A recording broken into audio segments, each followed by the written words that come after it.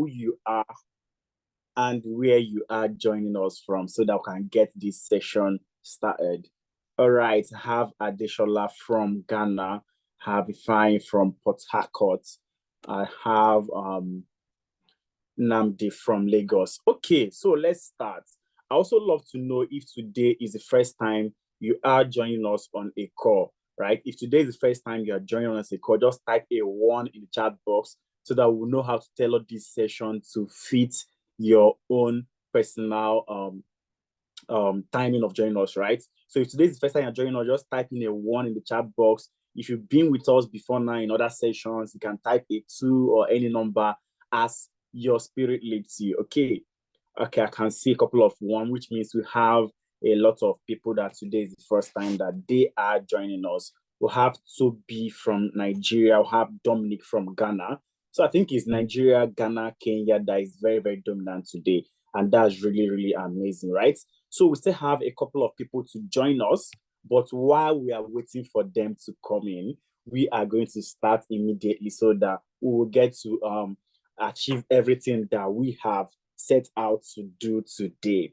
All right, so basically, who are we, right? We are Teralytics. So Teralytics is an edtech company, educational technological company that helps African and people of the Black community to get into the tech ecosystem, right? So what we do specifically is to lower the entry barrier into all these tech fields so that you and I can easily get into all these areas.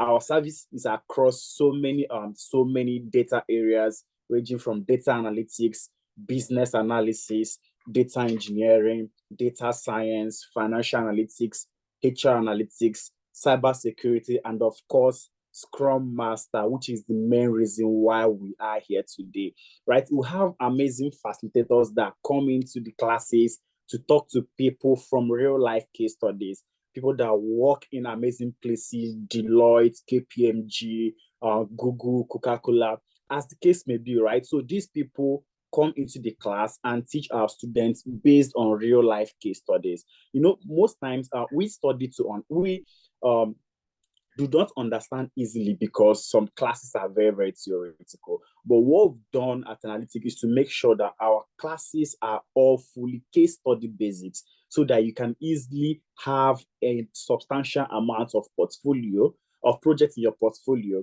so that by the time you are done with the program, you can comfortably say that you've worked across the financial sector, you've worked in the health sector, you've worked in the educational sector, because you are going to work with data from all these sectors, right?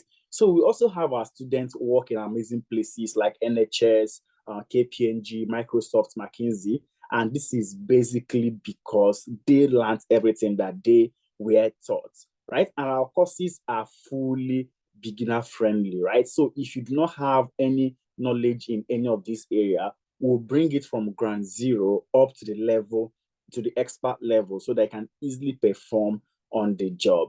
So who are our founders? We have Adeiza Suleiman and Efemena Ipro, right? So Adeiza has over a decade experience as a data analyst, right? He worked as a data analyst, as a management consultant. He worked in the energy sector. He worked in professional services. He worked in EdTech as well. So how did Teralytics come about, right? So Adeiza, over his own sojourn in life, he couldn't find the Black guys surrounding him whenever he needed the necessary help, right? So, you know, one time maybe you need a video on how to do something in Excel or Power BI or SQL as the case may be, and you are going to YouTube, but you're just seeing Indians and you can barely understand what they are saying, right? So that's what gave the idea for Teralytics to come about, right? Because we needed to lower the entry barrier to make sure that we have more Blacks, more Africans in the ecosystem, so that once you are there, you can easily have people that relate to you easily.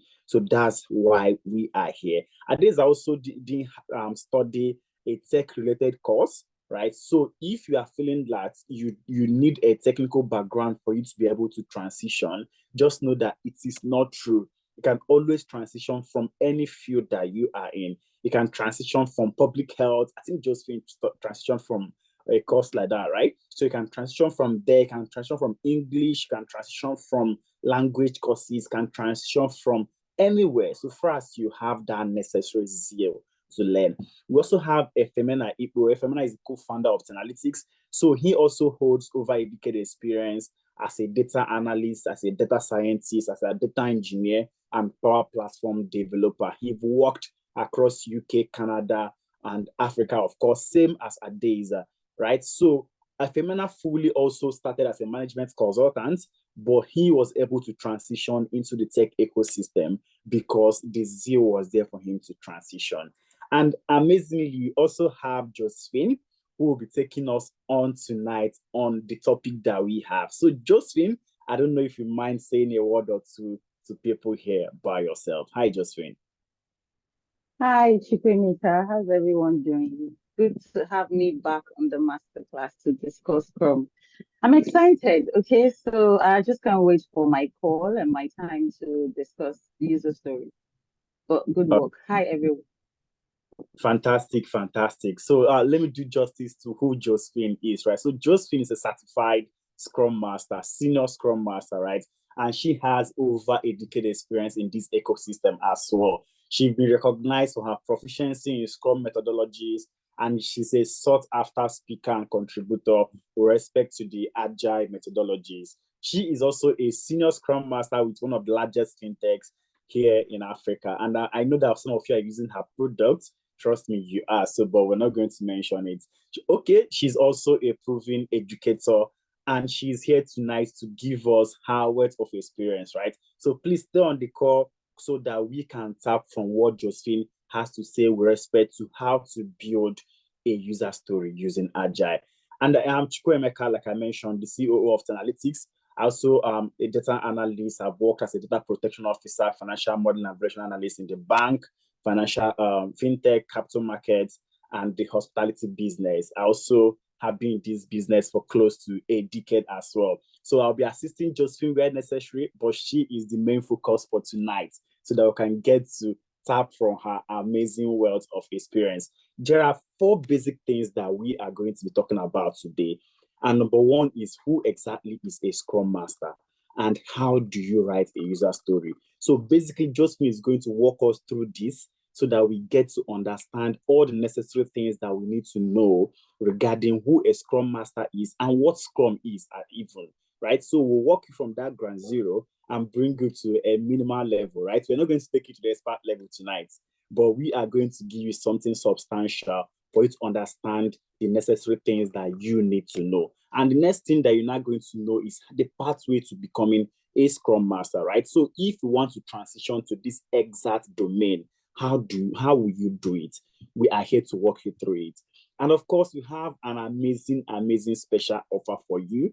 By virtue of being on the call, we have an amazing offer for you. So just stay on the call so that you will get to hear everything that you need to know. And lastly, we'll talk about the growth internship program, the internship program that we have in-house, where we get to give people words or projects to work on to boost their portfolios.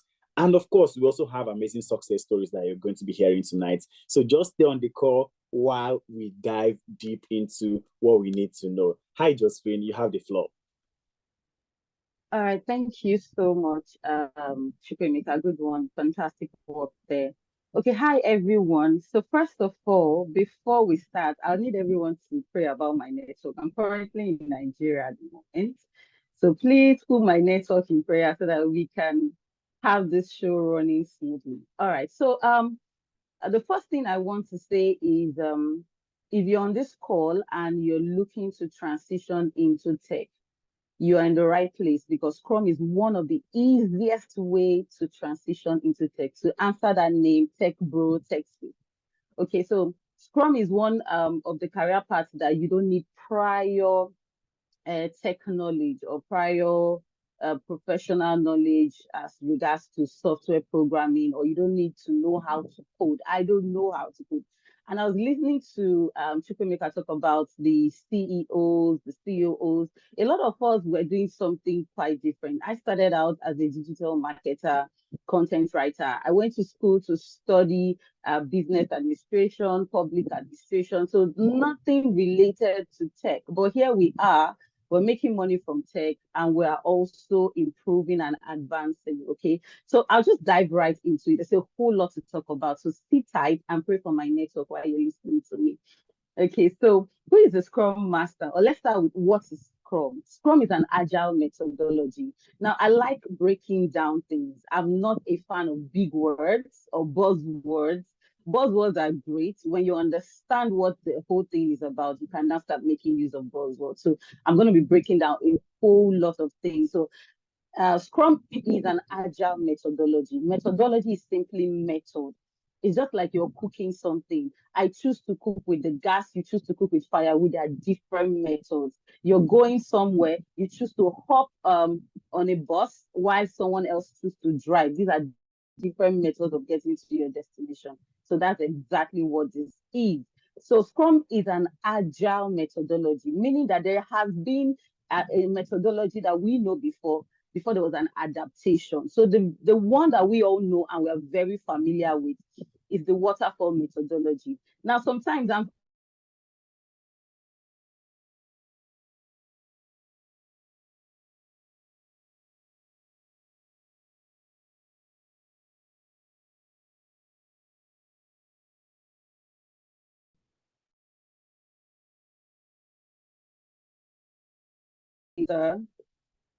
as a Scrum Master, you understand. Okay, okay. I think my network is about to be funny right now.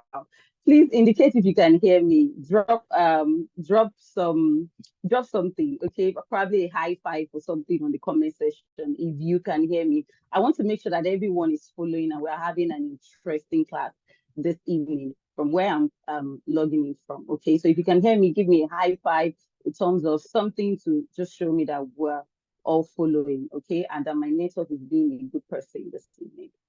All right. So, like I was saying, there's yeah, thank you so much, Chupemika. So please give me a high five, give me a thumbs up if you're hearing me. I like a very engaging class, a class that we're all participating together and we're learning together. Thank you so much, Confidence. Confidence, you're boosting my confidence this evening. Okay, thank you so much, everyone. So let's get back to what we're saying, Scrum. So the project managers that you know, you and I know, when someone tell you I'm a project manager, you know the person is a project manager. And one of the things that makes that person a project manager is that the person have good understanding of the waterfall methodology. But the waterfall methodology is not sustainable anymore, okay? So it's just like saying you're used to washing clothes with your hands. And over time, it's not sustainable. For people who have a larger house, or if you're a housewife, or whatever the case may be, you just know that you have a whole lot of things. So washing the clothes with your hand is no longer realistic. And then someone gets you a washing machine. That is exactly what I'm saying. Okay, so it's not perfect. What I'm saying now, the English is not perfect. So someone being a project manager, understanding the waterfall methodology, know that he uses the waterfall methodology to bring about a project to life, to manage projects. Project manager is simple, managing projects. Okay, so at the end of the day, a lot of people notice that, okay, this waterfall method is not working anymore. We can't continue to wash with our hands, okay? So let's look for something modern. Let's look for something efficient. Let's look for something fast. And you guys will agree with me. The world we are in is a fast world. It's fast paced. We want fast cars, fast food. Everything has to be now and urgent. Fast Indomie. You want to get to this grocery store and pay now. You want to buy, everything has to be now. We're in the now generation. Okay, so if we're in the now generation, we can't continue to do things in the traditional way, and that's better Scrum. The only reason why we're on this call and Joseph is talking to you, and there's a job called Scrum, is that the waterfall methodology, which the project managers used to carry out their projects, are no longer sustainable. Are they bad? No. Is it still in existence? Yes. But is it sustainable? No, because there are a lot of complex projects. A lot of organizations are handling complex projects, meaning that the world is complex. You also, as a person, you're complex. The fact that you know what you want to do tomorrow, things could change in an hour or two. So you can't sort of predict what you would do next. And that's how projects are. You can't predict a project from start to finish. And because you can't predict it, you need to understand a methodology that will help you deliver value in an incremental way. I know I'm going to be using a lot of buzzwords. Don't worry about it. I'm going to simplify everything, okay? So not to derail from what we want to talk about, remember that the main thing is to talk about how to write user stories. We'll get to that. So let's talk about a Scrum Master. Who is even a Scrum Master? What's this word, Scrum Master? You know, when I tell people my job that I am a Scrum Master, like Scrum Master. Master of who? So it's funny, but the only thing inside is that being a Scrum Master means that I'm a master of agile methodology.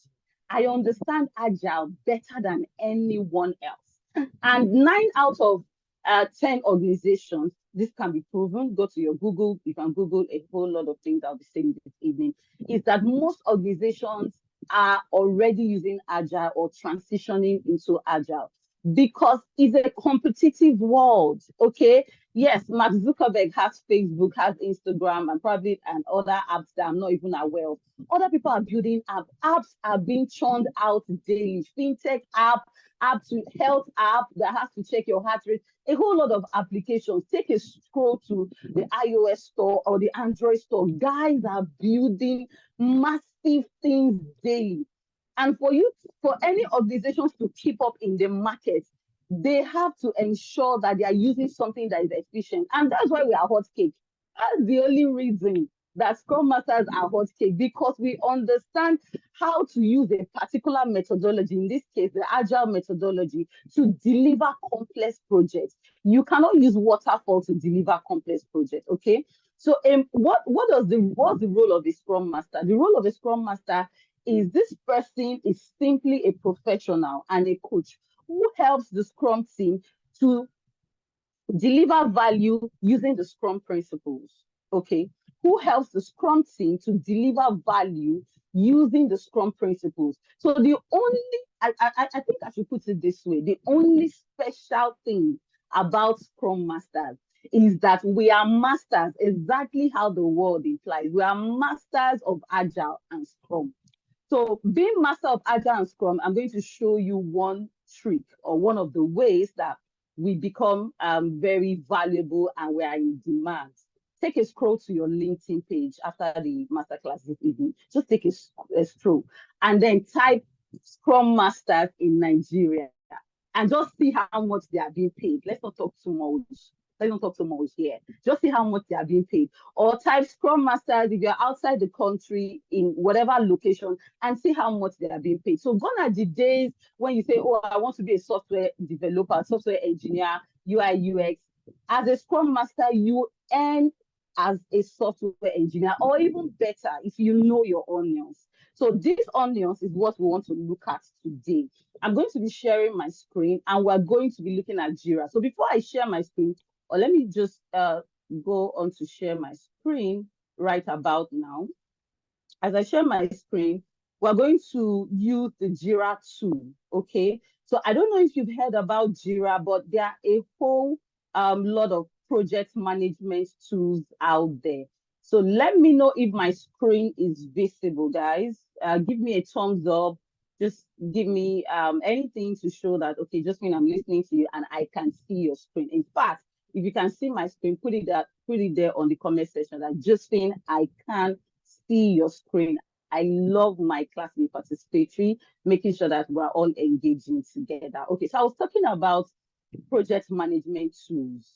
There are a whole lot of project management tools out there. There's Jira, there's Azure DevOps, there's Trello, there's Asana, there's Monday.com. There's a whole lot of them. Now, what are these tools? It's just like a plumber. If you call a plumber to come to your house to do something, the person will not just come or put their hands in the pocket and stroll to your house. They're going to come with tools, okay? So every career have their tools, especially in this tech world and tech ecosystem that we're in. You need tools to make your work easier. And you know that buzz about, oh, is AI coming to take our jobs? The truth of the matter is AI is not coming to take our jobs. But those who do not understand how to use AI, those are the people that AI will take their jobs. So the trick here is the use of AI makes things easier. So whatever AI that is available in your career paths, okay, need to understand it. You need to know how to make use of it to make your job easier. So those who have an open mind, who readily understand how to use these AI tools, are the people who will be the big guns later. So these are the people that will even take over the jobs of others. Okay, so what you're seeing right now is a Jira platform. This is a project management tool. You cannot afford to manage projects without using any of these tools. So it's either you're using Jira or you're using Azure DevOps or you're using whatever the case may be, okay? But Jira is one of the most popular tools. And when I say tools, I'm not also talking about anything big. We are using one tool here. We're currently on the Zoom platform, okay? So somebody could say, oh, Justine, why Jira? Why not Azure DevOps? All of them are one and the same thing. We could have also carried this call to Google Meet or carry this call to MS Teams, Microsoft. Microsoft have their own video conferencing tool. All these things are different tools, but they do the same thing, just a little bit of tweak and here and there. Okay, so when I say Jira, when I say Azure DevOps, learning one management tool helps you understand the rest. Yes, I can confidently say that. For instance, if you understand how to use Zoom, you should understand how to use Google Meet. It's the same thing. You can see me, you can go live there, you can put on your audio, your video, you can do a whole lot of things. They are all the same, but different brand names, okay? So these are the same things. So we're using Jira. Jira is one of the most popular project management tools. And I will assure you that understanding Jira gives you a sweet edge. Even if you get to an organization as a Scrum Master and they're using Azure DevOps, it's the same thing. It's like moving from Zoom to Google Meet or moving from Google Meet to MS Teams, the same thing. Just know what you're doing and how to do it. So today, we're going to be talking about user stories. I'll start with, before I get into talking about user story, we're going to look into, I hope time permits us to look into some things. I'm going to talk about what is a user story, the structure of a user story. We're going to look at types of user story, the criteria of user story. Okay, so I'm hoping that we can be fast, but at the same time, I am not leaving anyone behind. So, what is a user story? So, when one of the things that helped me in learning, I don't know if this hack works for any other person, is that I literally listen to the word. When I pronounce the word, I sort of internalize it. So, what is this word before I'm even Googling it? User story, a story from a user's perspective. So user story is an agile development terminology. It's just like saying you're a doctor. If you meet a doctor today, they're going to be using some very medical terminologies and you'll be like, what's this one saying? Or you meet lawyers. Every career path have their terminology. So one thing I advise my students is don't be too excited to use terminologies. What is the essence of terminology when you don't understand what you're saying? You don't have basic knowledge of what you're saying. Okay, so what I want to do now is to break it down and break it down coach. I'm that kind of coach. So user story, user and story. Okay. A user story first is an agile development term. When I say terminology, it's the same thing, term. Just the words that are synonymous to the agile methodology. Okay. So this is an agile methodology, an agile development term that describes a requirement or a functionality from an end user's perspective. I hope I'm not losing anyone. A user story is an agile development term that describes a requirement or a functionality from an end user's perspective. A whole lot of us use Facebook. A whole lot of us are on Instagram. I miss Instagram. You can always catch me there. We use different social media platforms. Before those social media platforms came to light, before you and I, we are the end users. If you're on Facebook, you're an end user. If you're on Instagram, you're an end user. As long as you took a stroll to go to the iOS store and Android store to download any application, there you are an end user. Okay, so talking about a user story, all of these applications will not come to life if there was no user story. So let's look at it this way. You go to a restaurant or you go for a fine dining hotel or one of these exquisite places, And then while you're seated there, the waiter will always come to meet you and say, "Hi, Josephine, what do you want?"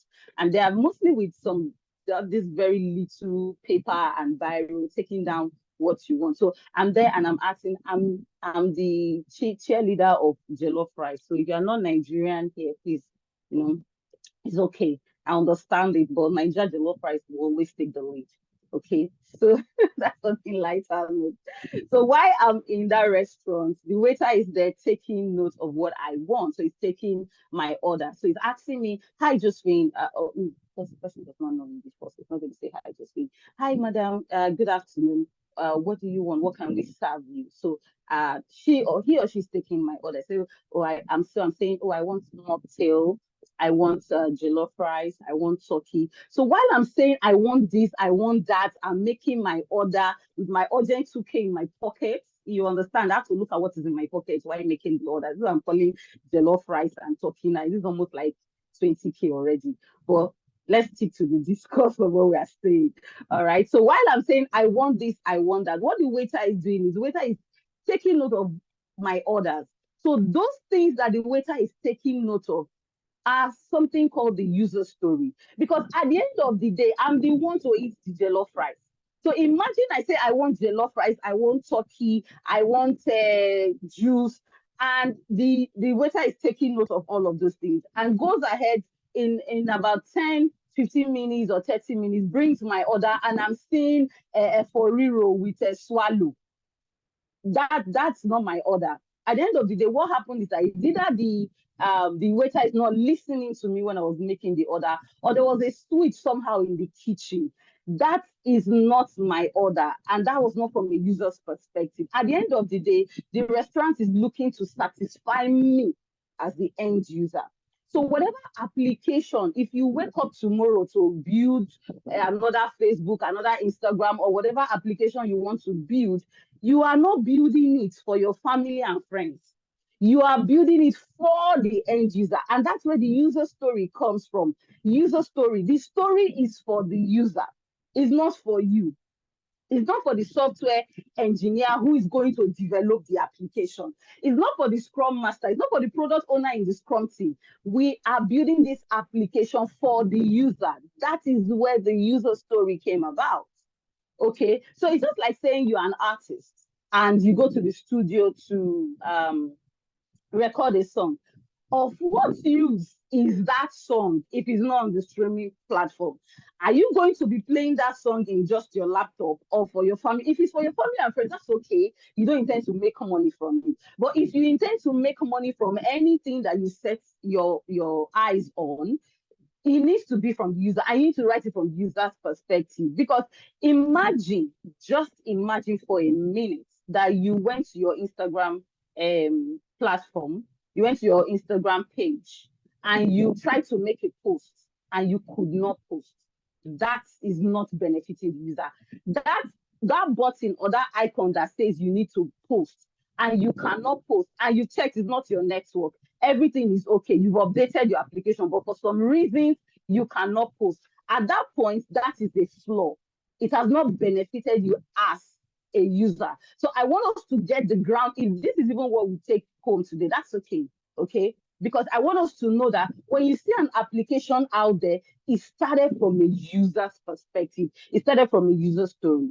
So what we're going to look at this evening is how to write a user story. And I often get these questions from students. Josephine, am I supposed to write a user story as a Scrum Master?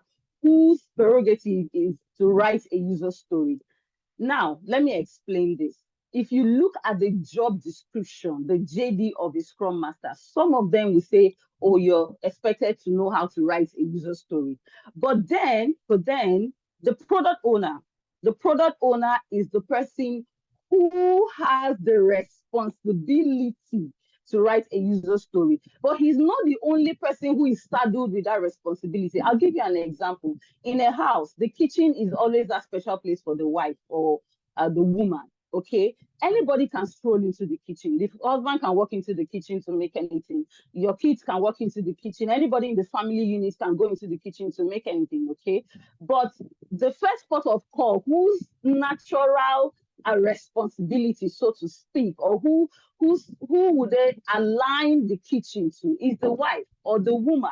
All right. So she's the person who they say, oh, most especially you get to see that sometimes you are buying a house or you're moving into a new house and you're married or you have a partner. You want your partner, the woman, to, have the large say about how the kitchen would look like. So what I'm trying to explain here is that the person who is responsible, whose sole job it is to write a user story, is the product owner. But it is a plus for you as a Scrum Master to know how to write a user story. And not just knowing how to write a user story, your job also is to coach the product owner on the best practices, on the best ways of how to write user story. There are different good ways of writing a user story. So if you know these things, these are plus to you. And it also helps your negotiating skills. If you're in an interview, you know your onions, you know the value you're bringing in as a Scrum Master, and they're talking of paying you 2.3 million. You understand how to write user story. If a half of the product owner's job, you know how to do it. You'll be negotiating where you shape your mouth and be negotiating where you know what you're bringing to the table. And that's part of what we want to learn this evening. Okay, so there are two ways to create a user story. So take it step by step. First thing is to create a user story. So currently I'm showing, I know there's a whole lot of things on this board and you'd be like, from where to where? So when you join the class, there are much more things that I would need to dissect. But for the sake of the masterclass, we're talking about a user story this evening. And guys, like I said, pray. Pray for my next work, this segment, pray for it. Okay, so there are two ways to, let me take this off or take this down. So this should be down. Give me a clearer view of what I'm doing. So there are two ways to create a user story. The first way is to click on this button, okay? This graded button, blue graded button that says create, that I'm hovering over on, create. That is one way to create a user story. Now, another way to create a user story is to click on this plus sign with the word create issue. So there are two ways to create a user story. Is either you create it from here or you create it from here. Either ways will work perfectly well. Okay, so this is more like the shortcut to create user story. Now, the Jira platform is so wonderful. If I start praising it today, we will not leave this call. Okay, they say a whole lot of sweet things about this Jira tool. So there are shortcuts to do anything. It's really simple. It's user friendly. All right. So I'm not going to take the shortcuts. I'm going to take the longer routes so that we can see things clearly. So the shortcut is not going to open up the whole card for me. So I'm going to use this particular button and I'm going to click on create. Okay. So I click on create. You see a card-like frame that shows up. Now, I'd like to say here that a user story is not just limited to features. Now, when I talk about features, someone is wondering, what's she saying? What does she say? Don't worry, I'm going to explain it. So when I talk about features, this is what I mean. Let's use Instagram for an example, okay? Instagram has different features. Guys, do you want to put down the features for me in the comment section? I want this to be an engaging class. What are the features? I'm going to go first. One of the features of Instagram is the go live features, where you're able to go live in real time and talk to your followers in real time. Okay, who else want to drop different? There are lots of features on Instagram. The post feature is there. The reel is one feature. All of these things that enable you to take an action in an application is a feature.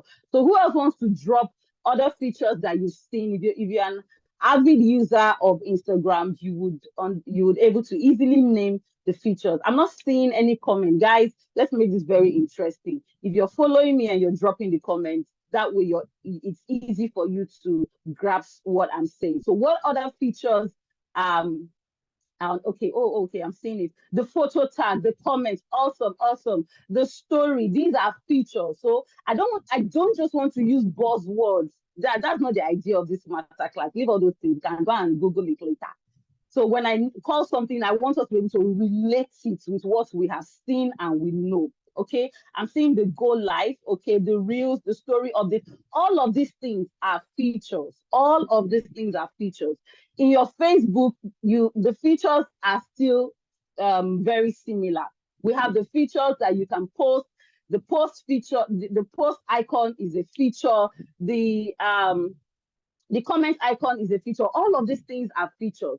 Okay, so the user story is not just about features. It's not just about features. Okay, let's take jollof rice. I know I have some foodies here. Let's not even joke. You guys are just for me. Let's not even play. Don't play.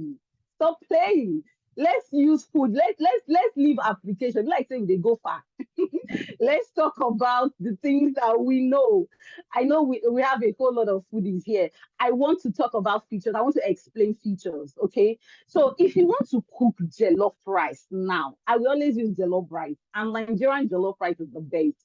If you think otherwise, drop it in the comment section. Let's not even quarrel. Let's not fight, okay?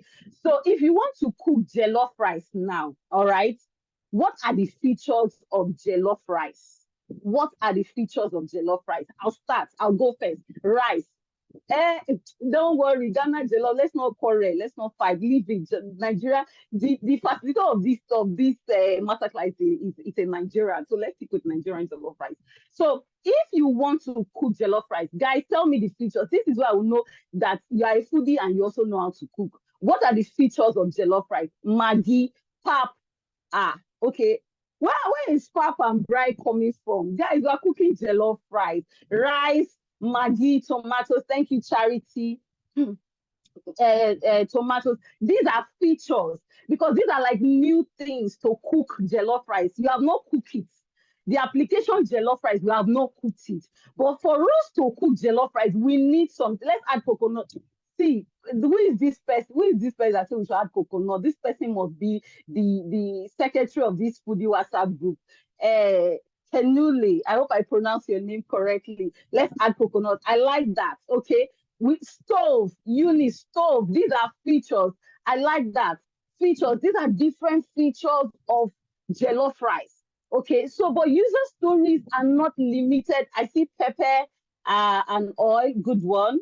I see spices, James, spices. Okay, so good. I understand that we know what a feature is. So when we're talking about user stories are not about features alone. A user story can be a bug. Guys, did you remember was it like last month that Instagram and Facebook was down? At some point, is it that what happened? I can't really remember, but you're not able to perform any action. Instagram and Facebook were down for like a few hours. Okay, I remember that I even went to update. I went to, I went to the store to update my application. Not just update, I checked my network. I say, oh, this network has started. But later on, we found out that Instagram and Facebook was down, but it came up. That is a bug. That is a bug in the system. Something happened in the system. Something broke. Something happened. And whatever that happens is a bug. So a user story is not just a feature alone. A user story can be a bug. And what is a bug? Let's simplify what bug is. You're cooking jollof rice. Now, we've added all the features that we need to add in it. Okay. And while we're cooking the jollof rice, let's say, let's use, for instance, the meat. Somehow the meat that you were parboiling just how will I put it? Or let's say it turned over on the floor. Okay, that's an issue. You currently have an issue on your hand. So you need to, is either you're rushing to the market to get a new meat, or you want to salvage that problem you want to nip it at the bud, pack the meat, you wash it, whatever you want to do. That's like a bug. When there's an abnormality in a system, in an application, when something is abnormal, it's not supposed to happen like this. Or you finish cooking jollof rice. When you cook that jollof rice, it was fine, it was good, it was tasty. You kept it, you left it in the kitchen, and you were like, you know what, let me go and shower, take care of myself and come back to it. And then when you get back to the kitchen, you notice that the rice was soggy or there was an issue. That is like a bug because it's not supposed to happen. Those things are not supposed to be there. So a user story can either be a feature, a bug, or an enhancement. I'm excited to talk about enhancement, guys. Are you seeing the new WhatsApp interface. All those green guys, what's happening with all those greenish things happening? There is now like a meta AI. These things were not there before. So when we talk about enhancement, don't worry, it's a big word. Let me explain enhancement. So it's not nothing, it's not like big English. Enhancement is when a new thing is a new feature is introduced into the application. The way WhatsApp is, we know that that Meta AI was not there before. This thing was introduced like few days ago. I updated my application and I was just seeing some kind of things, both on Instagram, on Facebook, on WhatsApp. I don't know what Zook is about, but I mean, he's just trying to change a whole lot of user experience and interface. When you're introducing something new to an existing application, that is an enhancement. You are enhancing it. You're making it more finer. Guys, remember, the first Facebook, for those people who started with Mark when he just launched Facebook, the first Facebook interface and what we have now, you cannot compare it now. That guy he has gone far. Do you understand? Every day he keeps enhancing it, he keeps making it better. You come anytime. See, let me tell you guys, anytime your application says you should update, there's not something new. There's something new that was introduced. There's a new enhancement. I'm being carried away now. Let's go back. Let's go back to user stories. Let's talk about user stories. So now, this is how to create a user story, okay? We are currently working on Teralytics project for Teralytics, and that's what is currently going on. So I just explained something now, okay? I explained something now that a user story can be a bug. Guys, this is an icon. This is an icon of bug. So if I want to create bug, I just simply click on this and do all the things I want to do here. So what I'm saying is that this user story is a bug. There was a glitch in the system. There was something that broke in the system, and we need to document it in the user story. So if I want to, anybody that sees this user story knows that this is a bug I'm addressing. Okay. If I use this icon, this icon with this green icon here, it says story. Okay, you see changes to story. That means it's a new feature. We have not done it. It has not been there before. We are just introducing it. It's new. It's fresh. It's just fresh out of the stock. It's still new. Okay, and we can say a user story is a task. There's something that we need to get on to do now, like a task. See, a task is a task that you know. If your supervisor gives you something to do in the office, or your manager or anybody gives you something, what will you call it? A task? It's the same thing. There's nothing new here. It's the task. Okay. So this is the same thing we're talking about. But for the sake of this masterclass, we're sticking to user stories. But hey, I hope I was able to explain one or two things for you there. Okay. Now there are ways to write a user story. How do you identify a good user story? As a Scrum Master, you need to know the best techniques of how to write a user story. When you say user story, how do you identify that this user story is a good user story? When you say jollof rice, stick to it, Nigerian jollof rice. When you see Nigeria, how do you identify that, yes, this is Nigerian jollof rice? How do you identify it? Okay, so that's what we want to learn now. So we're going to look at the structure of the user story. What is the structure of the user story? We have the three W's, one W, two W, three W's, okay? The three W's talks about the what, the who, the what, and the why. Remember, guys, let's take a backtrack small.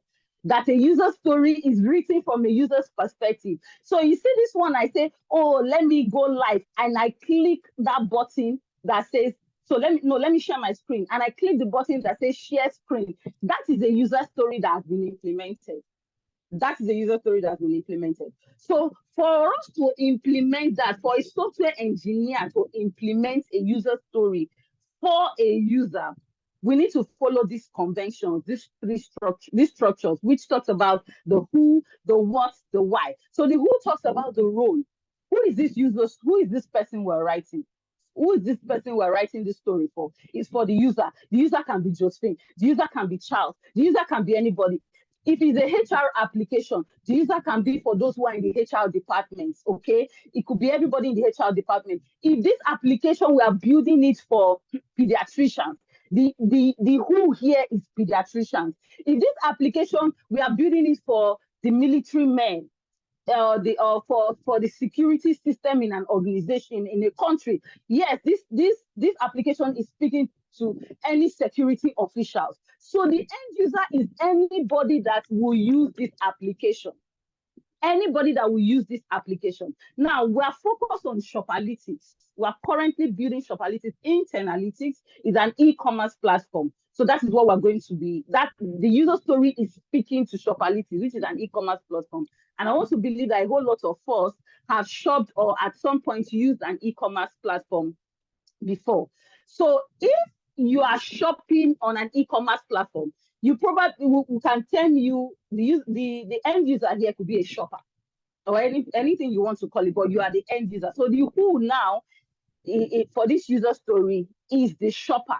Now, the goal, what is the goal of these things? Why are we writing this user story? For what and why? Why is it? Why are we even writing this user story? Of what use is it? And then we're going to look at the why, the benefits. If we say this is what we want to do, what is the benefit of the end user? If there is an icon here that says new share, there's an icon on the Google platform. Me to share my screen, I have to click on this new share. So if I click on this new share and it does not share my screen, and I'm getting people commenting on this later, just I cannot see your screen, I've not benefited. As the end user on Zoom, I should be able to complain to Zoom, say, hey, Zoom, you people have created an icon that is of no use to me. People come on Zoom and I click on share and it cannot share. Of what use is the share button if I cannot share my screen? Okay, so it has to benefit the user. Now, I have some already written user stories because I do not want to take so much time on this call. And at the same time, I want everybody on the call to be able to take home some form of value, while when we get into the class, we will now discuss these things proper. So there are still some features that we have not built in Shopperlytics. And for this reason, I'm going to create a user story. Okay, we are building an e-commerce store, guys. And there are still some features that we have not built yet on that e-commerce store. You guys are going to see it when we are done. So one of the features we're going to look at is the recommendation engine. Okay, so I'm just going to do a copy. Follow me. I'm going to explain every single thing I am doing here. All right, I'm going to explain every single thing. Okay, so first of all, I want to go ahead to create my user story before I flesh it out. Flesh it out is giving it life.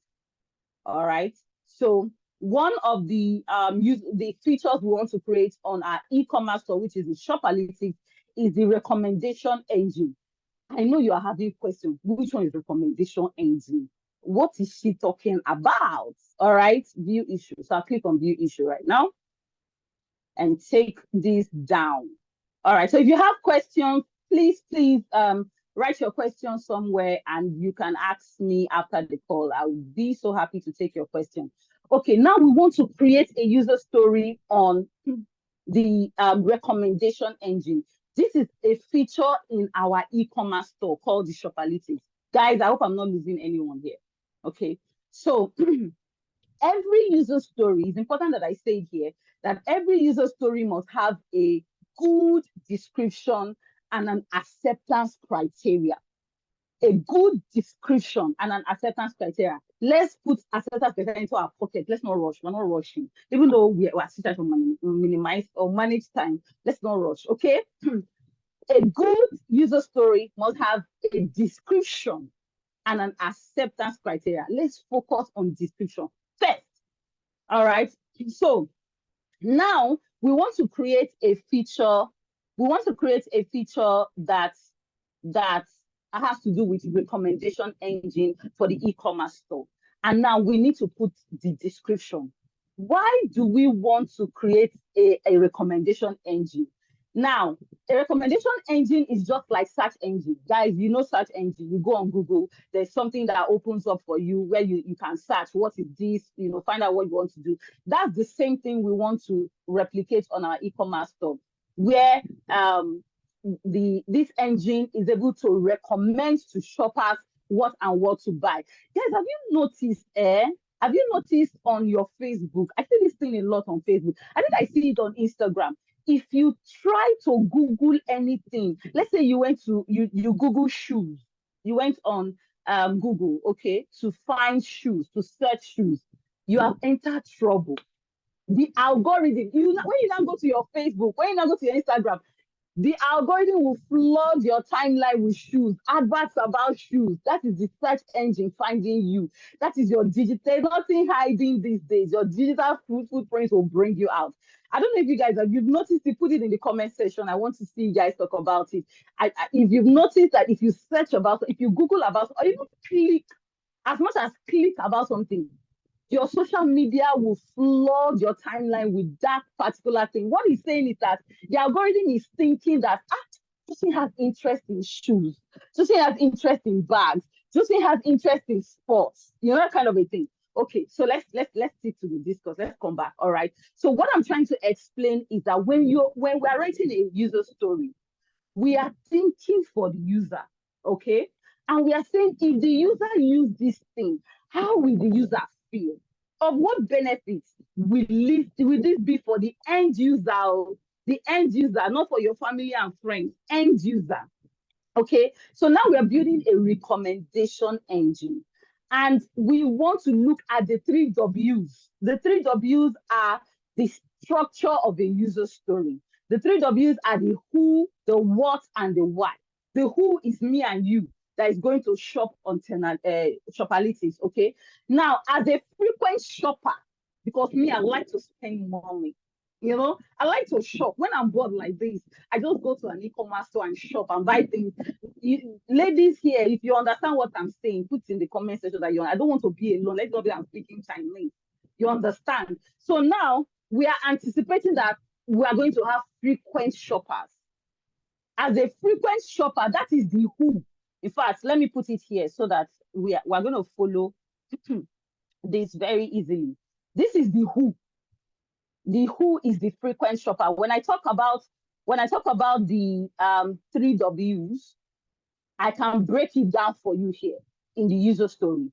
As a frequent shopper, who as Josephine, let me see my fellow ladies here because I want to use them as the who now, please. Ladies who like to shop, okay? As Dolly, that's the who. The who can be anybody. As Socho, okay? As Chukwemeka, as Charity, as anybody. These are the who. Now we are getting to the second W, which is the what. What is the goal of this user story? Okay, what is the goal? I want to receive personalized product recommendation. Shopalists want to chop your money. You know that thing that you are just in your house, you're in your office, you're actually just somewhere minding your own business, focusing on your life, your dream, and Shopalities just give you notification, say, Josephine, see, there's this new shoe. Look at how the shoe is. That this is what we want. We want our engine to be reminding shoppers that this is what they like. Okay, we want our algorithm to set out shoppers to remind them. So I want to receive recommendations, items based on my preference. Okay, so this is the let's look at the what. I want to receive personalized product recommendation. So here is where we have the what. Are you guys still praying for my network? Please, please, it's serious prayer. Let's keep praying. So this is the what, and then let's look at the why. Why does Justin want to receive personalized product recommendation? The reason is this. This is where the why comes into place. To discover new items based on my preferences. Okay, to discover new items based on my preferences. So guys, I broke it down. The who, the what, the why. This is how all the application you are using. Instagram, Facebook, Twitter. This is what happened though, that you're able to click this place, you write, you post. Now that you're putting comments, you see this comment section, everybody's dropping their comments. Was a user story that as a user in Zoom or on Zoom, users should be able to drop their comments. This is how they wrote the user story, that we are able to carry out the actions that we're carrying out now. This is our who, what, and why. Let's go to the acceptance criteria now. All right. Now, the acceptance criteria is sort of like the what success looks like. So if we're building this recommendation engine, how do we define success? What does success look like? Now, for some of you here who is going to buy Benz this year, by buying Benz, what does success look like in buying Benz? I want to talk about things that you and I can relate with, because that is where the acceptance criteria comes into place. Acceptance, let's put that down. Acceptance criteria. Okay, acceptance has a T. All right, so let's grade this out to be very good. Everyone can see it. All right. Okay, so now we've looked at what a user story is.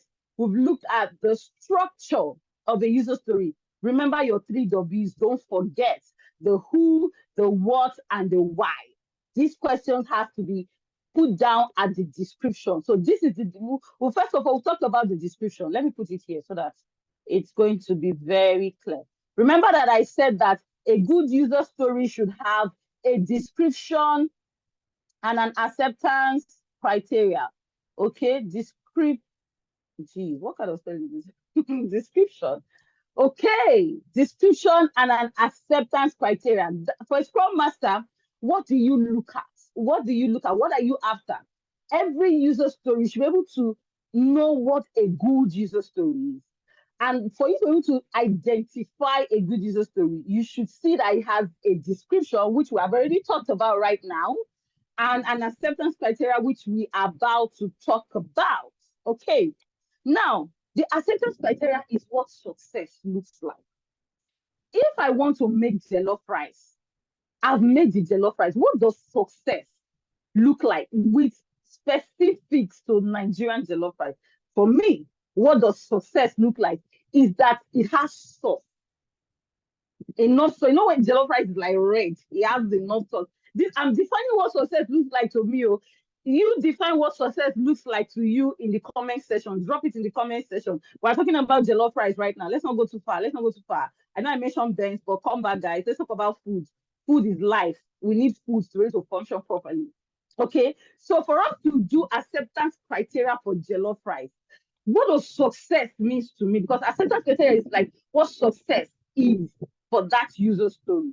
Now, for me, in cooking jollof rice, success is that first, the jollof rice is red. You know, when there's enough sauce. Yes, that's one. Two, the jollof rice is spicy. Yes, I like it. Not when you're eating jollof rice. Every of my nerves should be working and should be feeling it. I'm eating jollof rice spicy. That is what success looks to me as in jollof rice. Okay. Now that is what acceptance criteria is. There are criteria for that user story. We can't say we are building a recommendation engine. What does recommend? How do we say that we have successfully built a recommendation engine? Let's go to the acceptance criteria. I have some things already written down. Okay. So we'll pick them up here. We pick them up here, and then we go back to our user story. First of all, I'm keen on what's Charity, see me after this session. Charity, and I need to put you in the WhatsApp group of foodies, Nigerian chapter. Reddish color, spicy fried chicken. God bless you. Please, what does success looks like when you are eating jollof rice? Put it down in the comment section. It helps me understand that everyone is following me on this class. Okay. Now, let's go back to recommendation engine. Remember, guys, we are building a particular feature called the recommendation engine for the Shopalities e-commerce store. Now, what does success look like for the recommendation engine? There are different, before I talk about success, I just remembered there are different templates of writing acceptance criteria. Now, the description, I gave a template, which is the structure, the who, the what, and the why. That is the template. This is like general template of writing a description. Is it the only template? No, but it's a general template, like the must know for every Scrum Master. Okay. Now, there's acceptance criteria. What is the general template? The general template I'm going to be using this evening, if you want to know more, join don't miss this next class. Don't miss it. Don't miss it. Okay? I'm going to be talking about one particular template this evening, which is the giving, the when, and the then. The giving, the when, and the then. This is how I'm going to write my acceptance criteria. Okay? So guys, look at me while I break this down now. Giving a user is logged in and browsing the website. Remember, see, these things are practical. I'm not saying this is not Chinese. Very practical. Josephine now is in the e-commerce store, the Shopperlytics e-commerce store. In your mind's eye, I want you to visualize this thing because this thing is not perfect. Remember, I told you that the user story is a functionality that describes the end user, what the end user wants to do. Okay, so giving Josephine is logged in and browsing the Shopperlytics website. In fact, I'm very, very specific here. Okay, Shopperlytics. Let's be very specific here. Okay, in fact, I don't want websites. I want to be too specific. So I'm going to do this e-commerce store. I want you to be very, very narrowed down. So giving Josephine, I'm the end user here. Put your name here if you like. If you want to be a frequent shopper in Shopperlytics, better you sign up now. So I'm going to put my name here. If you want to put your name here, that's fine. But I'm the one shopping now. Okay. Giving Josephine is logged in and browsing the Shopperlytics e-commerce store or e-commerce website. Let me put a slash here and get the website. Okay. When Josephine, remember that I said that the user story is a terminology that describes the requirements from the user's perspective. Okay. When Josephine interacts with product pages and adds items to her cart, very specific, guys, very specific, very specific. Then the recommendation engine, you see that recommendation engine suggests related products based on Josephine's, guys, hope you're following me here. This is interesting. Josephine's browsing and purchasing history. This is how every action you take on any application, this is how it was done. They thought about you. You were in their mind. It's not like God thinking about you. Yes, you were in the mind of the software engineer. You were the reason why they built Facebook. You are the reason why they built Instagram. Yes, it's because of you. If we don't like it, that means the application is dead on arrival. Okay, so now we are thinking for the shoppers who are going to shop in Shopperlytics. All right, so let me take it again. This is our acceptance criteria. Giving Josephine, for me to be able to experience the recommendation engine, first of all, I need to be logged into the website, the Shopperlytics e-commerce store. Okay. Now, when Josephine interacts with product page, when you're on e-commerce store, you're going to be clicking here, checking out this, checking out that. You're going to be interacting with different pages. Okay. And adds item to our cart. Guys, you know we add item. I cannot remove my eye from wig. Can I see things that ladies like and I remove? Ladies, please tell me the things that, if you're in the e-commerce store, tell me the things that you like. Put it in the comment section. Put it down in the comment section. I want to hear it. So when Josephine adds bag into her cart, okay? Now, the recommendation engine is triggered. Then the recommendation engine suggests related products based on my browsing and purchase history. The algorithm is following you. Don't think you are a ghost. As long as you are online, algorithm is following you up and down. So we want that same algorithm to be activated in our Shopperlytics e-commerce store. Remember that thing I told you guys that when you browse something, look for something, anytime you see an ad on your Facebook suggesting you have done something, the algorithm thinks that you like this kind of thing. Imagine me, algorithm bringing plumbing tools for me. Or this recommendation engine is suggesting the plumbing materials in the website for me. Why, how, and where am I plumbing to? What am I using for? It should be suggesting things like wig, handbag, clothes. Guys, you know these things. These are the things that the recommendation. But if guys, tell me what you want to shop in an e-commerce or put it down here. Put it down here. I want to see it. Okay. So the recommendation engine is like your mini West. We want that because we want money. We want to make money from you, the engines. Yes, now we didn't build this thing because we like e-commerce store. We want to make money from you. And the only way to make money from you is that we want to suggest something to you. So imagine me, I came JJly, I'm on Shopality. So I started browsing the e-commerce store. I had a focus with my urgent 2K. I had a focus. I was focused. I was very focused. I told myself, I want to buy one shoe. One shoe. That's all. But see where recommendation engine was smarter than me because he knows me. He knows what I like as a lady. So like recommendation engine now say you think you are smart? You think you are smart? So while I was shopping, I was adding items to cart. Look at my second acceptance criteria. I was adding items to cart. Recommendation engine say, just me. It just pops up. Just me, see this bag. Just me, see this girl. Just me, see this wig. Can you see it? And I'm thinking, this life is only one life. I'm dead. I came for shoe. I came for shoe. But the Shopalities want you to spend all your money. That's the idea. They want you to spend all your money. If you don't spend your money, they will not leave you. So it's just like you go to a grocery store. All right, you want to buy something in the grocery store. You see the recommendation engine. We have human recommendation engine. All these things we are saying are not just, they are not far-fetched.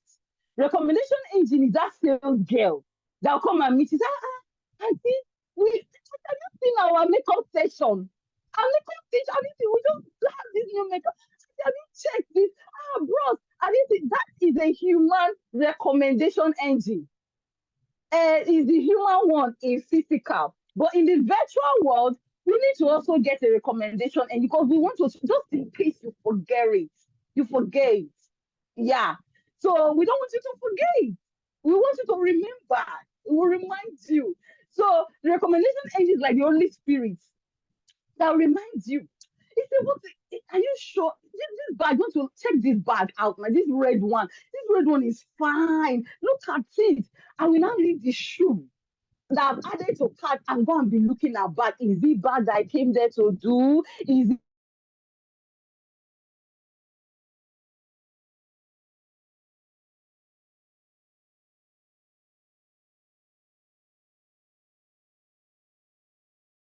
this is what I'm talking about? We've talked about the dispute. Okay, I'll see. Let me look at the comment section and see what's going on here. Oh my God, so sorry. You are on and off on mic. You ended up buying 10 shoes. Sorry, I say keep praying for my net. People are not praying. Excuse me. You guys are not praying. I'm serious about it. Oh. Pray for my network. People are not praying. Okay. So, apologies. Recommendation engine is predicting customer behavior. Fantastic. Fantastic. Good one, Charity. I love that. It's predicting customer behavior. It's telling you the things, it's suggesting things, it's thinking like you because it's seeing your moves online. It's quietly watching your moves and saying, okay, this girl has interest here. This guy has interest here. This person has interest here. Okay, so this is how it is. All right, so now let's talk about there are different types of user stories. I'm not really going to dwell on this because of time. Chukwemeka, please let me know when I am approaching my time limits, all right, because I love talking about Scrum. Okay, so let's talk about the types of user story. There are three types of user story. We have the spike, we have the enablers, and then we have the spike enablers and the functional user story. If I dwell on this, it will take time. So let me just give an overview. A spike is a user story that the engineers don't understand. The developers don't understand. So let's say I've created this particular user story, which is a recommendation engine. All right, and we are in our sprint planning. I'm going to be using some buzzwords. Guys, don't allow it to unruffle you. When we get to the class, I'm going to be talking about these things proper. Okay, so during the sprint planning, all right, when the engineers are looking at, remember that it's not me that will build this thing. Are you even forgotten? I'm a scrum master. I don't know how to code. I don't need to know how to code. This is the beauty of life. My own is to write things the way it is going to be such that the engineers can now code. Now, the scrum team, let me tell you, as a scrum master, you're going to be leading the Scrum team. So who are the people in the Scrum team? Well, the Scrum Master, the product owner, and the developers. The developers are your software engineers, your DevOps engineers, your business analysts. All these people are the ones that will do the heavy work. My own is that I am the professional, the master of agile. So when I've done my bit in this user story, what the software engineer does is to pick this user story and develop it. That is why you can click on something and it will answer you. That is why you can click on post and post to answer you. There has been a back-end, front-end, end-to-end implementation that enables an action to be carried out. I hope I'm not losing anybody. Don't worry. Don't worry. Get to the cloud. And I will talk about these things proper. Okay. So I digress. Let's go back to the types of user story. So we have Spike. Spike is a user story that you don't understand. Let's explain Spike. Let's say Charity. I'm going to use Charity for an example here. I give Charity some features. Guys, when I say features, I know you understand. I'm talking to fellow Scrum Masters. If you understand, say Josephine, give me a thumbs up, a high five, and drop a comment.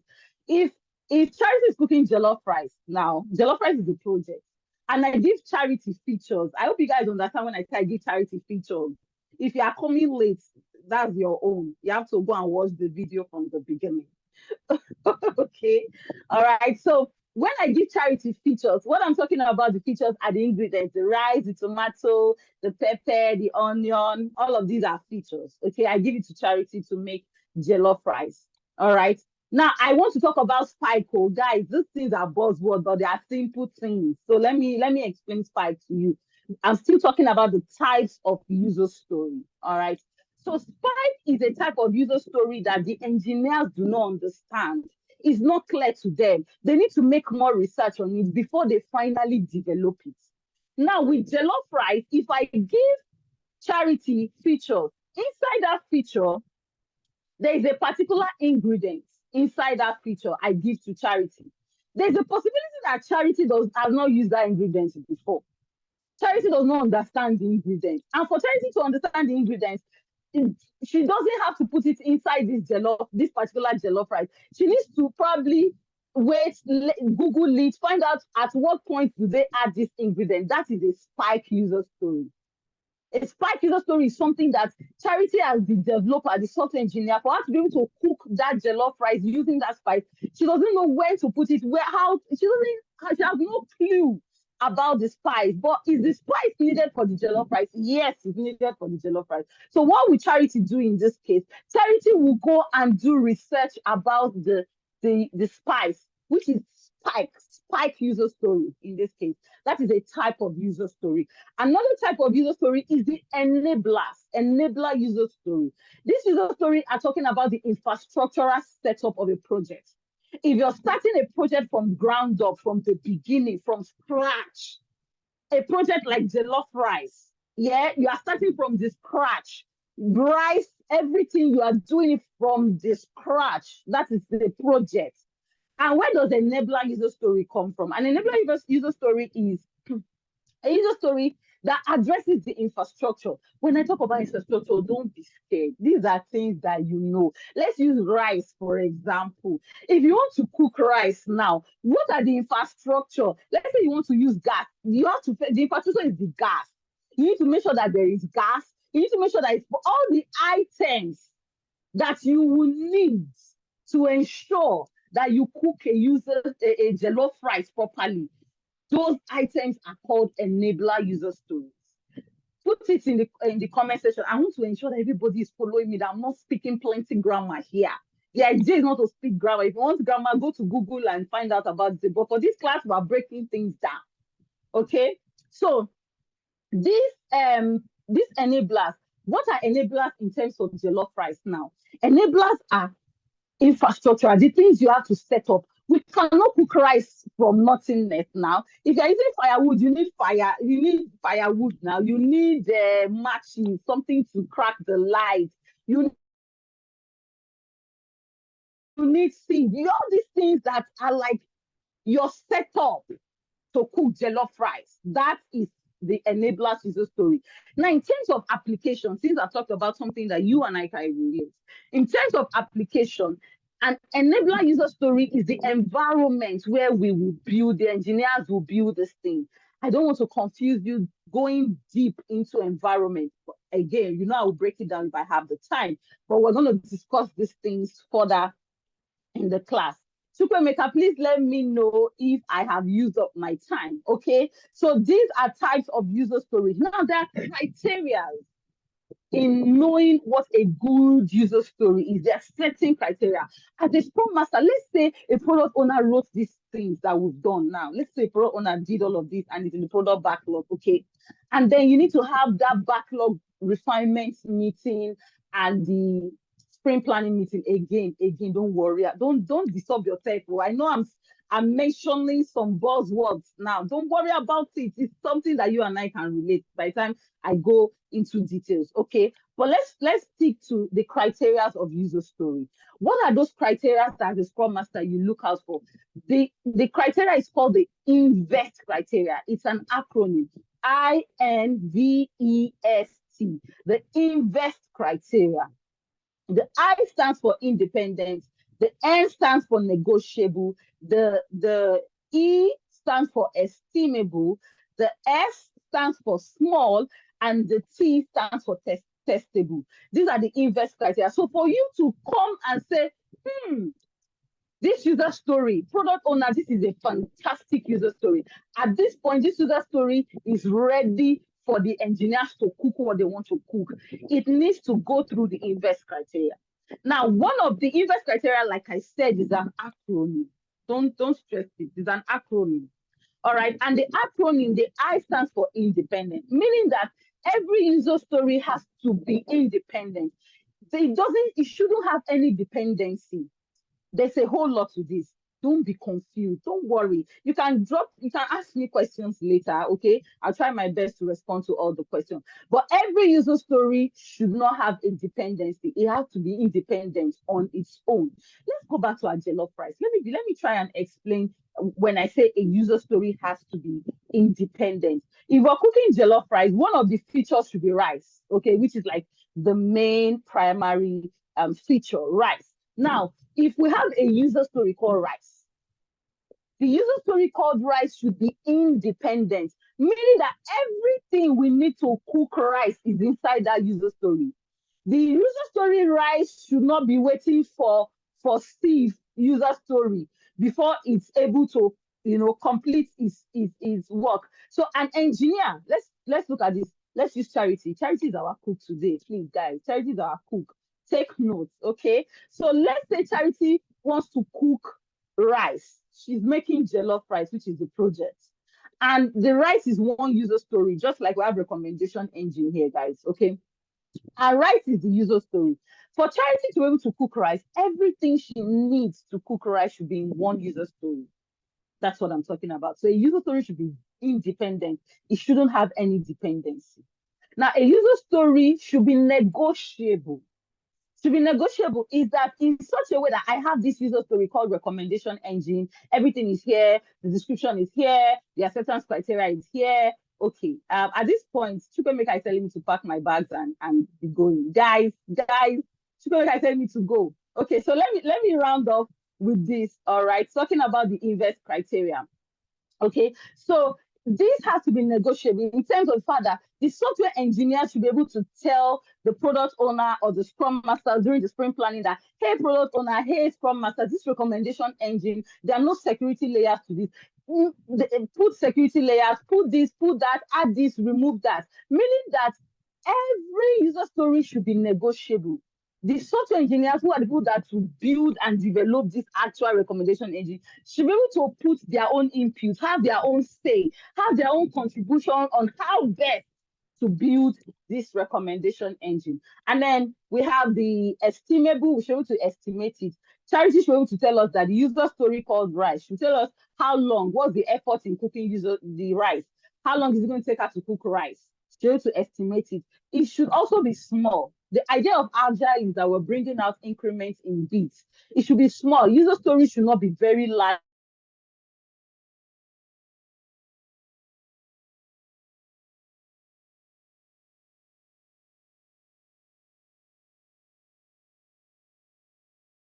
Are very nice, looking good. Those are the front end. If you click a particular button, if you click a particular button and say post, for that button to post your content, it has spoken to something in the back end that the back end has told the front end, carry on, go ahead and post for Josephine, go ahead, you are good to go. So a quality analyst, these are people that are called testers. They test every feature. So we're able to test recommendation engines back end to end, from the back end to the front end. So guys, this is where we're going to stop. There's a whole lot to talk about. I don't know if you've enjoyed the class, but I did, and I wish we had all the time in the world. Okay, so over to you, Chukwemeka. I'm going to stop sharing my screen at this point. Over to you. All right. Thank you so much, Josephine. Amazing, powerful session. Amazing, powerful session. I don't know, guys, if you are still following us up till this moment, just drop a comment so that we know that you're here. A comment, a one, a fire, anything that you want to make us know that you are still here, so that we will fully know that you followed us up till this moment. So if you are still here, just drop a comment so that we will know that you have been here following us up till this very moment before we dive right in and finish the other aspects. Okay, I can see a couple of it's awesome, great, interesting indeed, excellent. I like your energy. Yes, I did here. Amazing. Great session so far. Fantastic, amazing session, Josephine. Josephine is an amazing person, right? When I mentioned that she works for one of the top fintech in Africa, you guys did not believe me. She just likes hiding herself, but she is an amazing person. Okay, so we're going into the other part of the session, because the truth is that we can't really unpack everything that relates to Scrum Master in one class, right? It's practically impossible. There's what we call information overload, right? That means we are going to give information to the extent that you even forget who a Scrum Master is, right?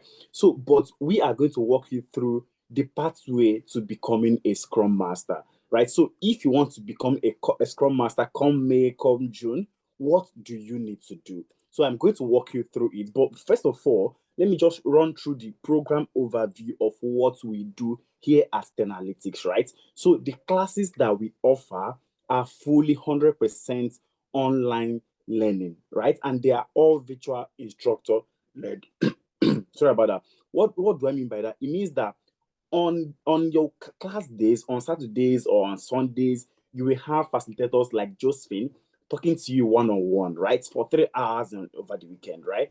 And this is over so many topics that cut across the agile methodologies, right? And then you have 10 plus classes and over 20 topics to run through, right? That means what we are touching this night is just an aspect of Scrum Master. And mind you, like just been mentioned, everything relating to Scrum Master is fully a no code area, right? What you just have to do is understand how agile methodologies work, and you can comfortably switch and transition into tech through the agile time frame, right? We also have 100% job prospect visibility.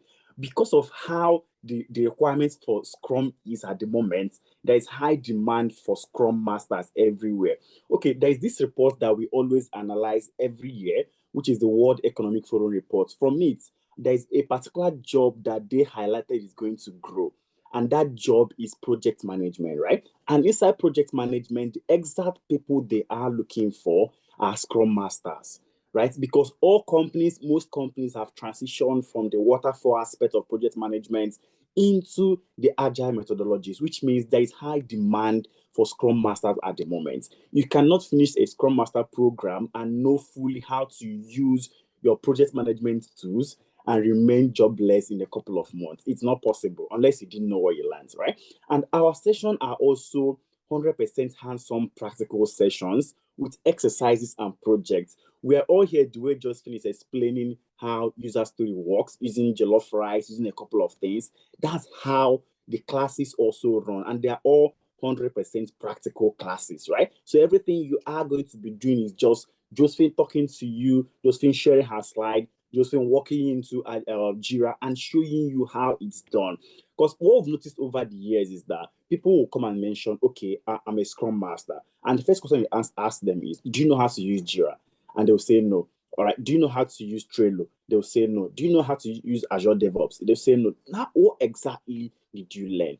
The tech area is what we call a skill and competence based place.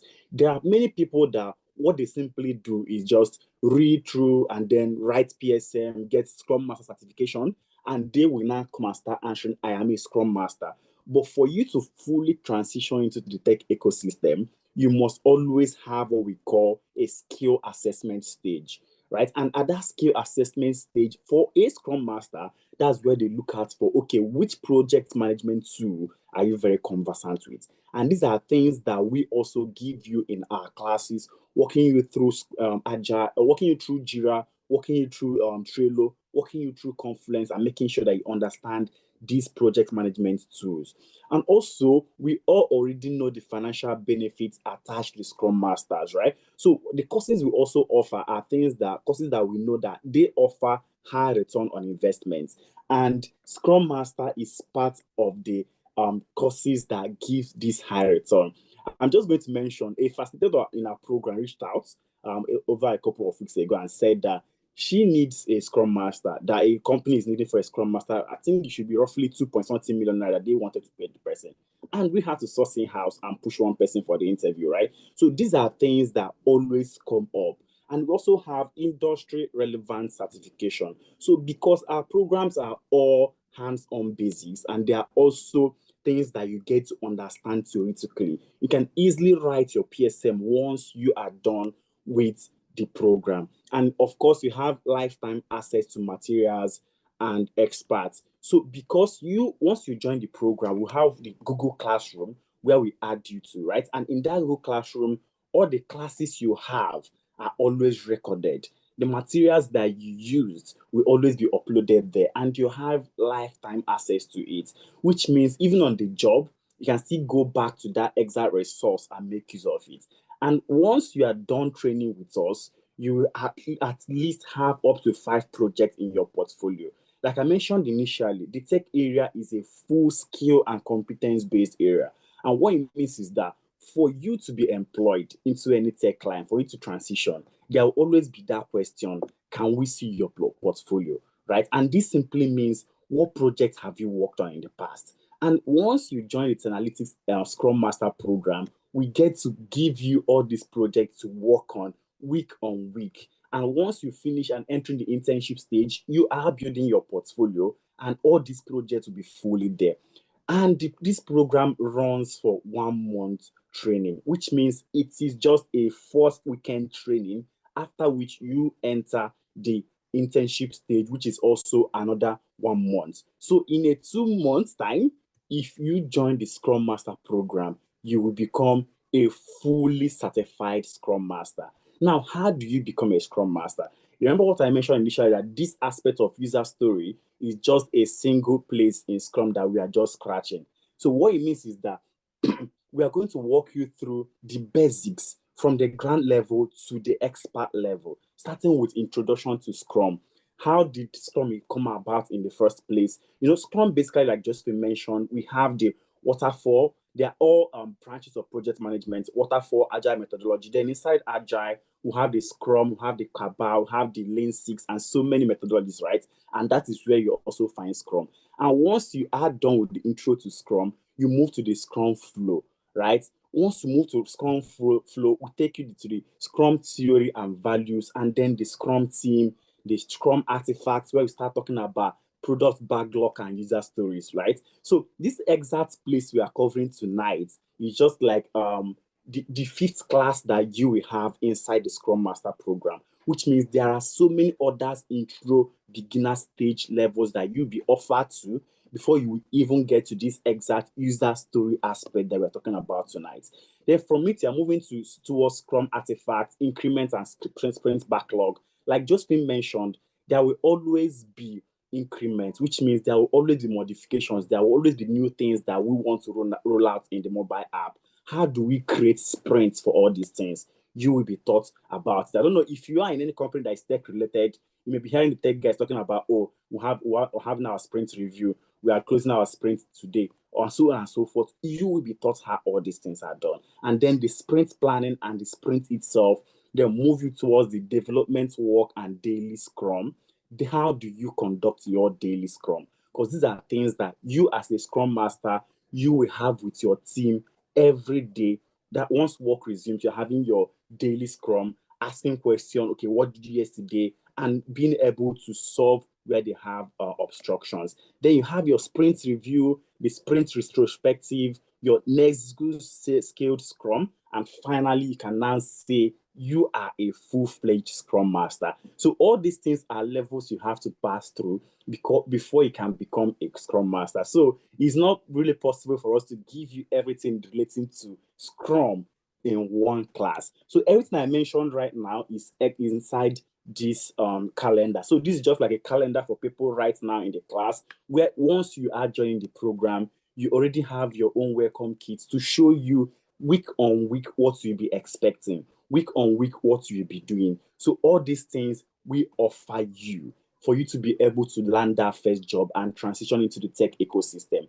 Now, why should you train with us, right? Aside the skill and competency that we offer and give you, we also have phenomenal achievements over the past 4 years that have been in operations. We've helped over 2,000 people transition into the tech ecosystem, including Scrum Master, data analytics in UK, Africa, Canada, Europe, and so on and so forth, right? And our curriculums, they are industry standard because we have experts coming into the class to teach. They are not really like a classroom learning where you just enter class and you're taught, okay, what is Scrum? You read Scrum is this, who's a Scrum Master? You read, no, they are industry standard with real life case studies for you to work with, right? You heard Josephine mention Shopalitics. So some of these projects that she is mentioning are real life cases that people are building, right? And from it, you have also the aspect of blended training to accommodate your learning type. Like I mentioned before, we have the recording of all sessions uploaded to your Google Classroom,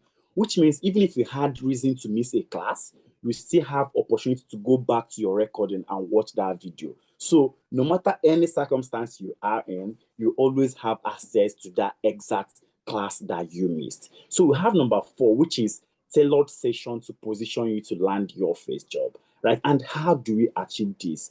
I'm going to walk you through our 3-layered approach that we do to make sure that we position you to land your first job. Remember, everything we are offering you in this exact area also includes the skill and competency side. So we've taught you what you need to do relating to becoming a Scrum Master. We've given you the skill and competence, and now we are giving you the employability skills that you also need. Because what we noticed over the years is that people struggle to land jobs because they've trivialized job applications, right?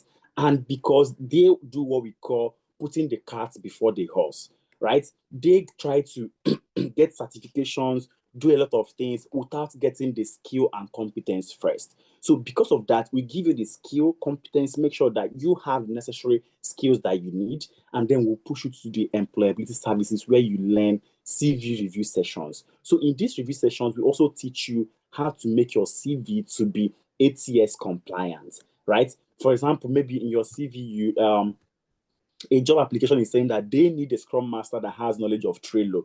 But in your own CV, what you wrote is that you have knowledge of Jira. And in honest truth, if you can handle Jira, you can 100% handle Trello. So, like just we mentioned, it's just like having so many video conference call. We have the Meet, we have the Google call, we have the Zoom. If you can handle Zoom, you can handle the rest. If you can handle Google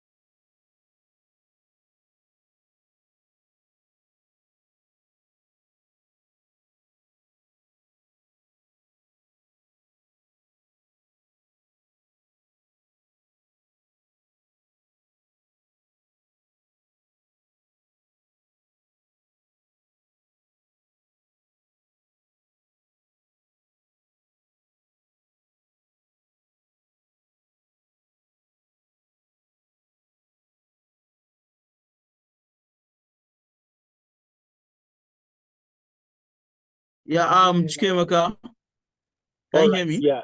Yes, I can hear you now. I can hear you. I think my network glitched there. Josephine Oh, infested with her own network. All right. So moving ahead, like I mentioned, we have this three-layered approach to give you the CV review session, the LinkedIn optimization session, the Upwork optimization session. That if you want to play in the contract area where you get to stay in Nigeria or stay in your country and work for other in other areas, we will walk you through all these sessions. And of course, we have the sessions that will teach you how to navigate the job market and also the job and interview prep sessions. So what we do is that if you get a job invite, we have a session for you where you are invited to an interview prep, and we teach you what you need to say, what you need to do to be able to get inside the job. And what we realize over the years is that people don't even know how to answer the question of tell me about yourself. So these are things that we walk you through, teach you the SEED framework, which you can use to be able to talk about yourself. And then we'll push you towards the recommendation and reference letter, which means at any point in time that you have need for recommendation and reference letter, we will always provide this for you. Then the level two, which is the mentorship session. So weekly, we offer mentorship sessions and bring in experts from the industry to be able to tell you this is what you need to do for you to be able to get to this exact level. This is what you should not do so that you can get to that exact level. Most of us struggle to enter into the tech system because we never had a mentor. We're just learning and learning and learning and moving around. But once you have someone, a direct line that you can see as your mentor, and you can always ask questions, okay, what is happening in the industry? You see yourself climbing easily and being able to get into that system easier. We also offer on-the-job support, which means at any point that you get a job and you're not still fully fit, we'll still give you a 1 month sponsorship that will help you to land safe on that job so you can comfortably deliver everything that you need to do.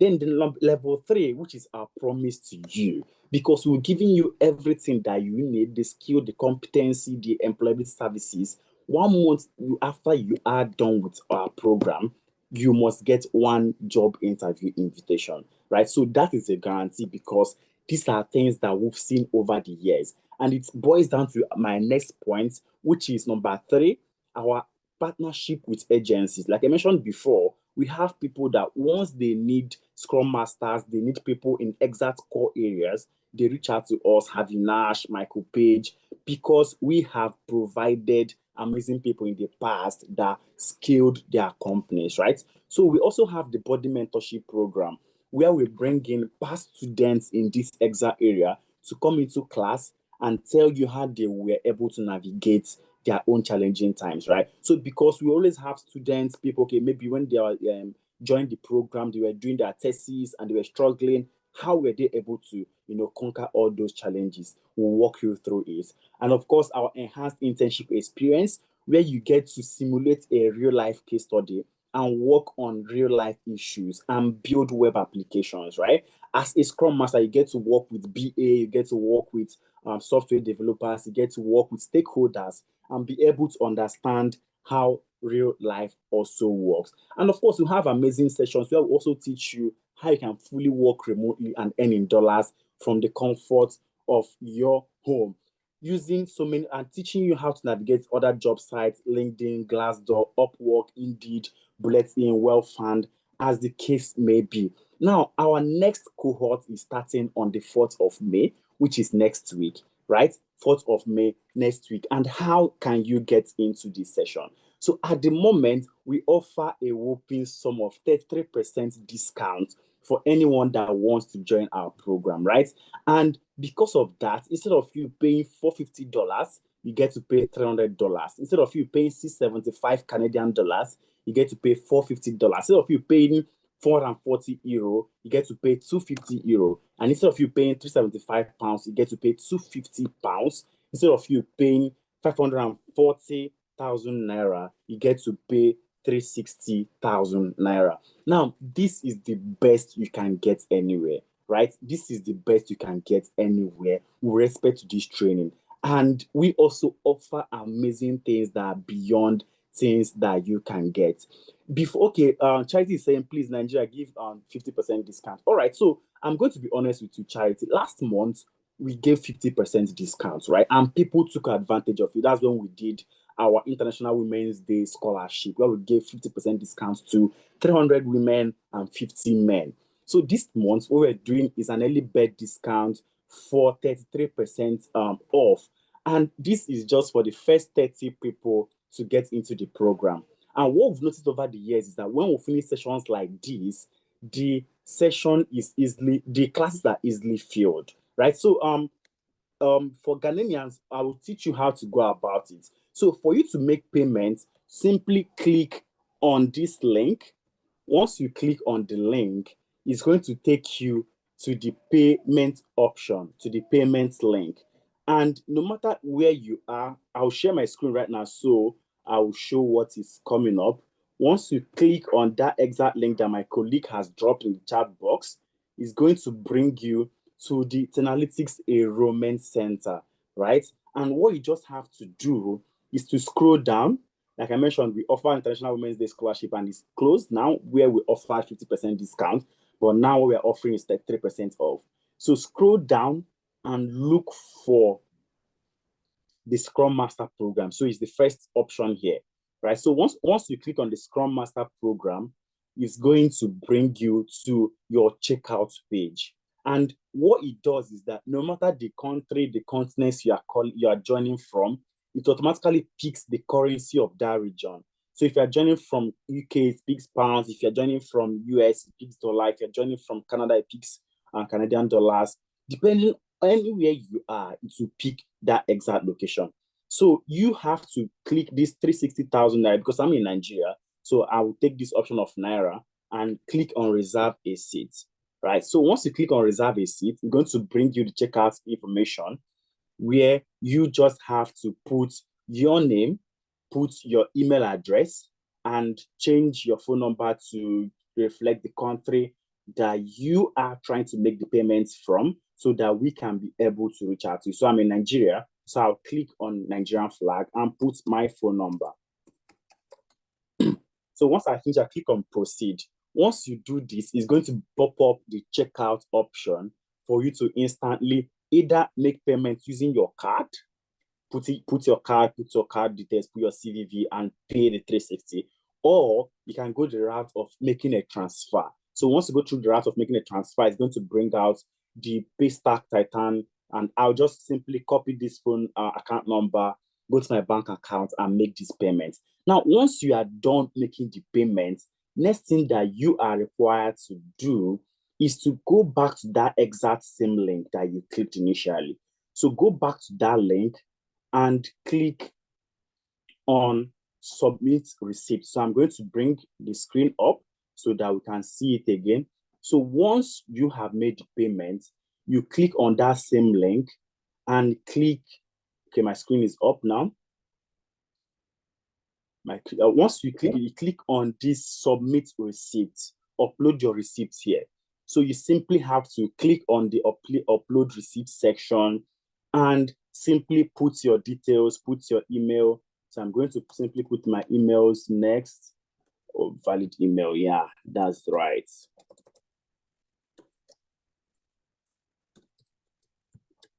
So I'm going to put it and click next, right? So it's going to bring out type of payments that you made and click full payments. And for Scrum, it is a full payment option that we offer, 360,000 straight. And once I select the full payment, I click on next and I'm seeing, okay, you qualify for our 33% discount. Remember, once that 30 people slot is filled, you may not be able to see that you qualify for these discounts, right? So what I have to do is put my name, put my email address that I want to be registered with, click on the gender, click on next, and move on. Now, the part, once you complete this exact payment, this exact form filling, we are going to reach out to you 1 week before classes with your welcome kit, welcoming you into classes and putting you in the appropriate groups that you need to be in. Remember, like I mentioned, this discount is not continuous. You can see someone in the chat inbox asking for that 50% discount.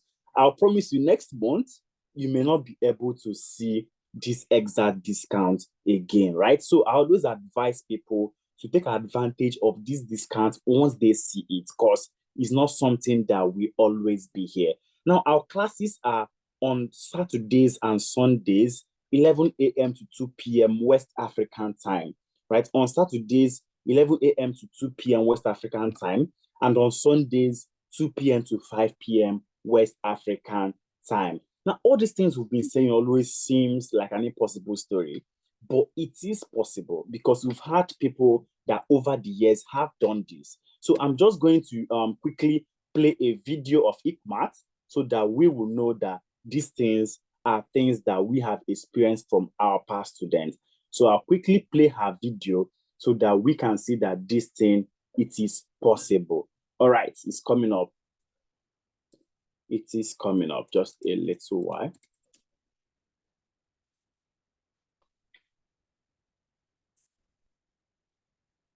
Okay, my screen is coming up. All right, so you see that these things, there are people that have done it over the years. Why I like ICMAT stories, because ICMAT was able to transition. Start working on my thesis. Hi, right, let's everyone. My name is Ikmat, and I was with the March cohort in Teralytics, and joining Teralytics has been the best decision so far. You know, for me, someone coming from a background of full housewife, because I had to stay back home to look after my child for 4 years, and then wanting to break into something new, wanting to go back into the workforce, you know, wanting to place myself in the society for better job opportunities. So it was a lot. And then I'm glad that Teralytics came along, and then they presented me with so many opportunities right in front of me, better opportunities. And then I'm glad I took it. And then also the advice of do not sell yourself short, that Effie is always saying, it is very, very valid, because place yourself right, you know, don't sell yourself short. It's a very, very, very valid advice. You know, in Teralytics, they will hold your hands like a child, you know, through the modules. You have the opportunity to go back and study. You have the opportunity to go back and practice. You have the opportunity to ask questions. You know, you have people you can always go back to, even outside of class hours. It's the most amazing experience so far, really. And then another thing is the interview prep, guys. That is another very important thing. I did my interview prep with Mr. Mohammed, and it is the best decision ever, because he was like, he saw into the future. He knew what was going to be asked. And I'm glad that I wrote down all the things he mentioned. I went back to practice, and then when it was time for the interview, it was like everything he mentioned, it was just, they kept on. And then when I was answering those questions, I was so confident, you know, because I already practiced.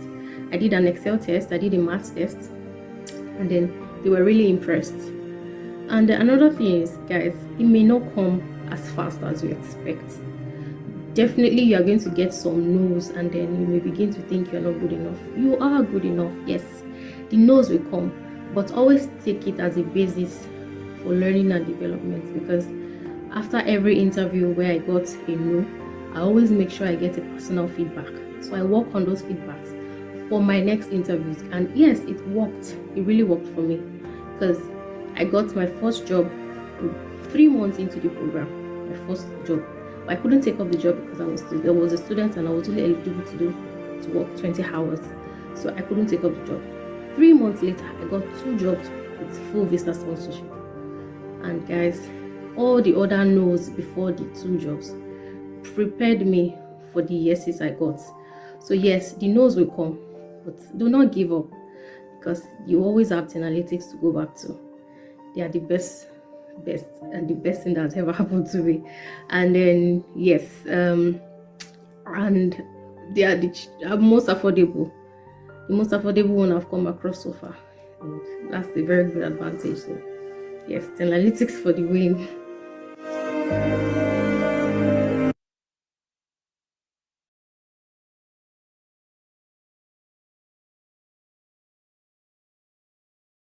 Amazing. So we can see, like Ikmat mentioned, when she finished 3 months into the program, she got 2 jobs, but she was not able to take them up because she had limitations working in UK 20 hours. Then 1 month when she finished, she got 2 other jobs with with visa sponsorships, and she now had to make choice of where she wants to be in. So I see, and she was able to do all this from transitioning from a full housewife, right? I like the way she always mentions who she is, that she transitioned from a full housewife, because that's her own story. And if she can't do it, you of all people should also be able to do it. All right. So we also have other success stories here. Amazing people that have been able to transition. We have Temi. Temi was able to transition. Temi is a lawyer, but he transitioned to become a business analyst, right? And we also have Ramat. Ramat also transitioned to a business analyst. And what Temi has loved about his own time with us is the way everyone is carried along. And that's something that we hold there. We have the participant relations people that once classes are starting, you're not in class, someone is reaching out to you. Hello, Chukwemeka, why are you not in class? You missed a class, someone is reaching out to you. Have you watched your video? So we have all these things to make sure that we handhold you and help you transition to become a full-fledged Scrum Master, right? So make sure you fill the attendance form so that at the end of this session, you can get the recording and also the slide, can comfortably go through it and be able to see and hear what other people had to say, all right? So if you are in doubt, you can also go to our YouTube and just search Teralytics, and you are going to see tons and tons of success stories for you to watch and be able to see that other people did this. That means you can do it. Remember, this discount is not for everybody. It's for the first 30 people to get into the class, and it doesn't wait forever, right? So always take advantage of it and be able to jump right into it. So I'm going to give the option for people to ask questions. So if you want to speak, you can just raise your hand using the raise hand icon, and I'm going to ask you to unmute so that you can speak to us, or you can drop your question in the chat box and we are going to pick it from there. All right, so just use your raise hand icon or drop it. I'm going to be picking some questions right now so that we address it. Help us in Nigeria, 50% discount, please. Hi, Olushola. So I've mentioned before, last month we offered 50% discount, and it's not something that's always continuing, right? At the moment, we are offering 33% discount. And if you miss this option, next month is going to be something that will not be 33%, right? Or it might be entirely off. Remember, the full payment for this course is 540,000 naira. But because we are subsidizing it at the moment, that's why we at the moment we are collecting 360,000. So always try to take advantage of this exact discount once you see it. Last year we had International Women's Day discount 150%, and it's as at then our high-ranking courses, the artificial intelligence, cybersecurity, they were going for 150,000. But as at this year, even with 150% discount, they are going for close to 600,000. So that's to tell you that discount is something that once you see it, try and take advantage of it because it's not always there. All right. So is installment payment available? So if I for Scrum, the availability of installment payments, it's not available. You are expected to make the complete 360,000 before the classes start. All right. So what we can give you is that you can make the payments now, and before the 4th of May that the classes are starting, you can complete the payment.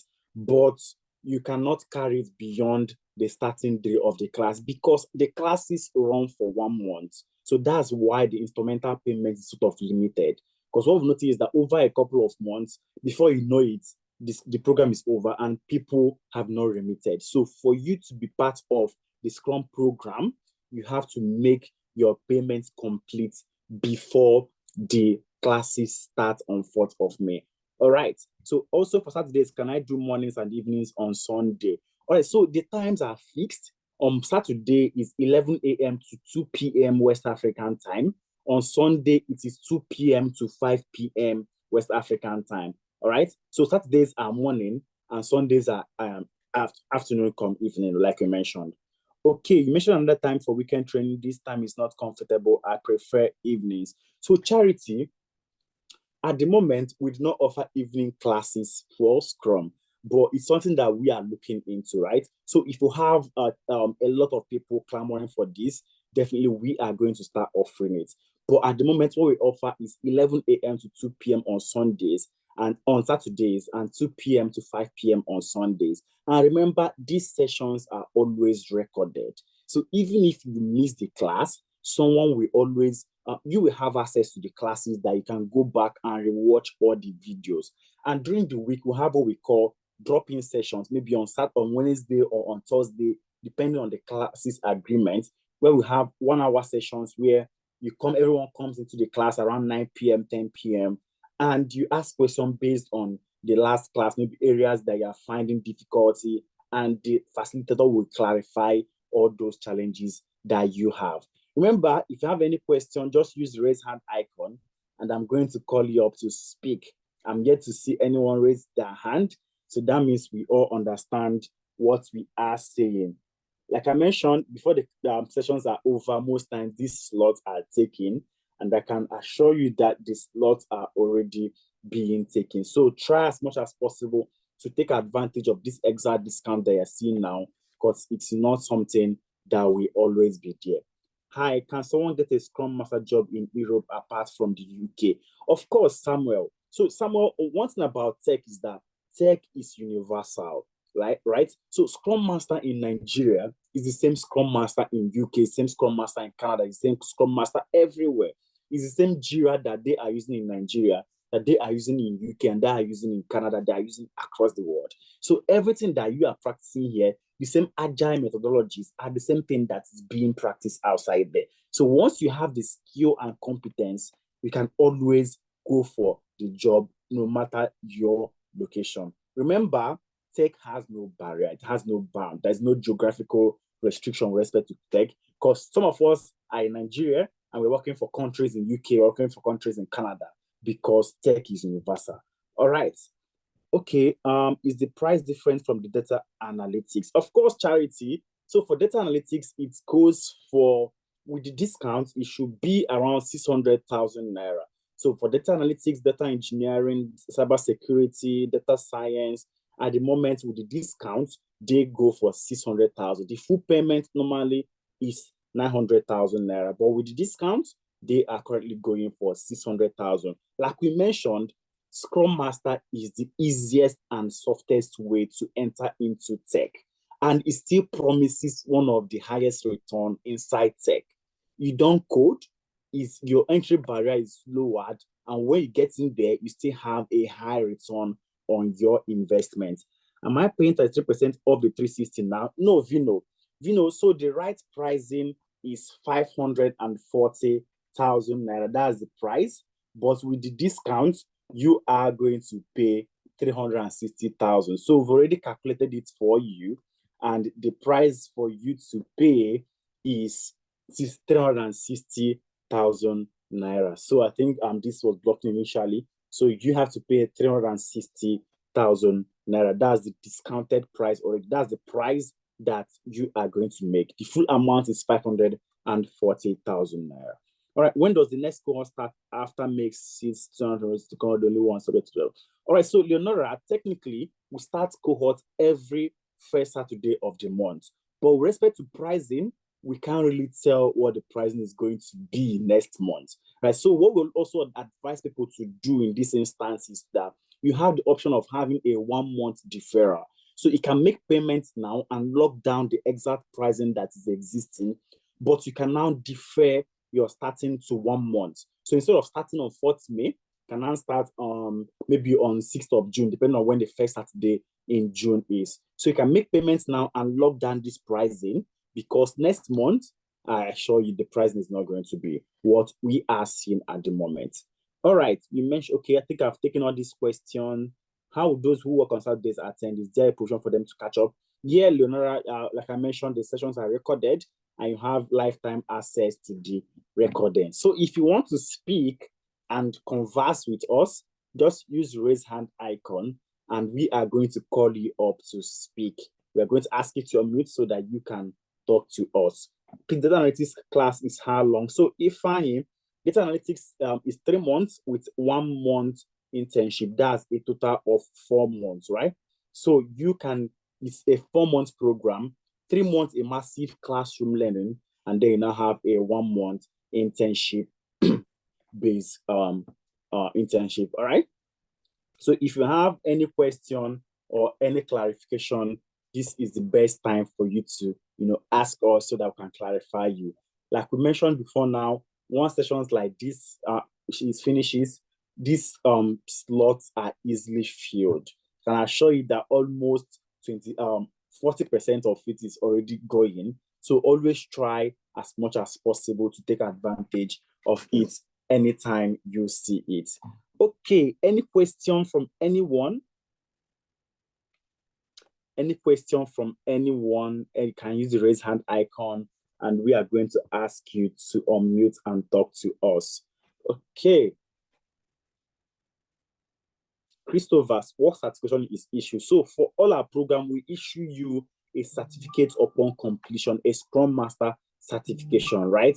If you now want to pursue the higher learning certifications like PSM, what you learned in class is substantial for you to pass a CSM exam, a PSM exam, right? So what you just have to do is reach out to the training body or the enrolling body, and you can easily enroll and write the certification exam with them. But what we'll give to you is a Teralytics certification once you are done training with us. Hi, Charity, your hand is up. I've asked you to unmute. You have the floor. Good evening, everyone. Can you hear me, please?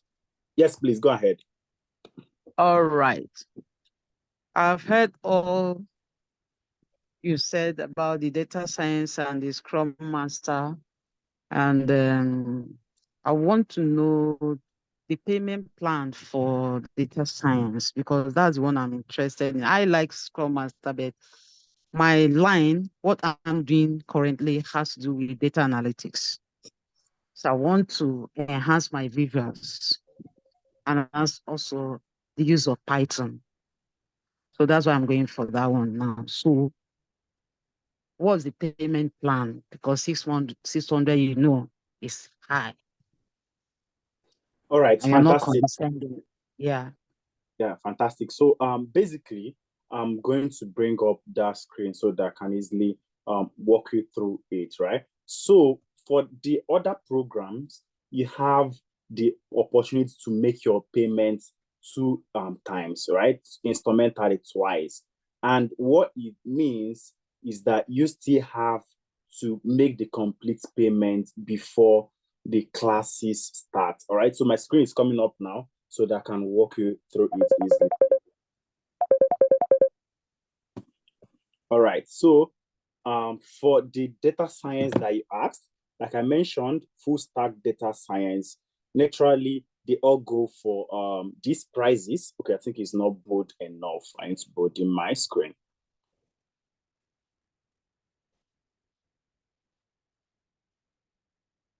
All right. So naturally, they all go for this pricing you are seeing, right?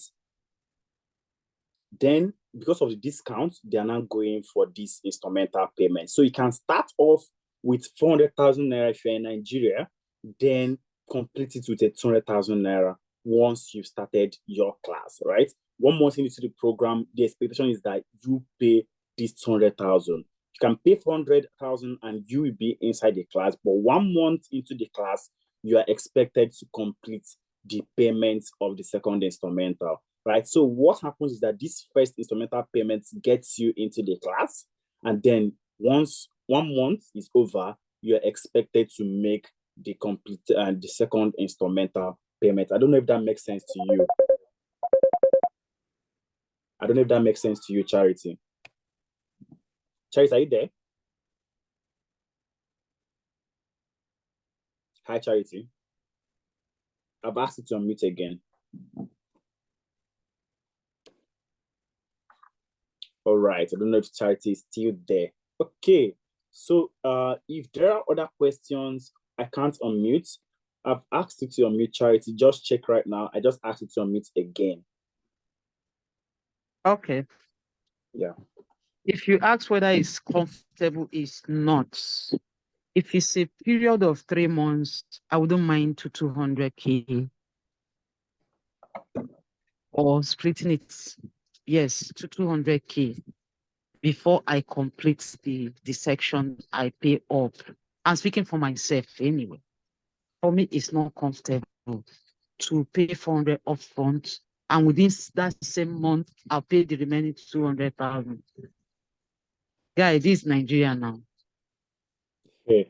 All right. So As we much understand you clearly. as much as you want us to acquire this skill, you make it, you present it in a way that is attainable. Let it Yeah. be, yes, there should be that handshake. You understand? To those of us that are reaching out to acquire this skill, there should be that handshake. There should be a means to encourage us to do it. 400 is too huge. I 100% agree with you, Charity, right? But Yes. we are, like you mentioned, we are all in this exact environment together. The Zoom classes are hosted, the Google Classroom are hosted, there is overhead OPEX, there is so many things, right? And we agree with it. But what I can do for you is that I just dropped an email in the chat box, elijah@teralytics.io. So just reach out to Elijah, or you can also reach out to the numbers that we have been dropping in this session, and someone will have conversations with you relating to, tailoring it to your own fit, right? So you can see if it can happen. All right. That would be nice. That would be nice. I also would like to reach out to Josephine, All right. the lady Fantastic. that took us on Scrum. I thoroughly appreciated that. Thank you so much. All right. Thank you for that, Charity. Josephine, someone wants to reach out to you. So you can also, Josephine, are you there? Yes, I'm here. Thank you so much, Harry. Charity, remember, I should add you in my WhatsApp, yeah? I should add you in my foodie WhatsApp. Thank you so much for engaging in the class. Love you. All right, amazing. So, are there other questions from anyone before we call it a night from here?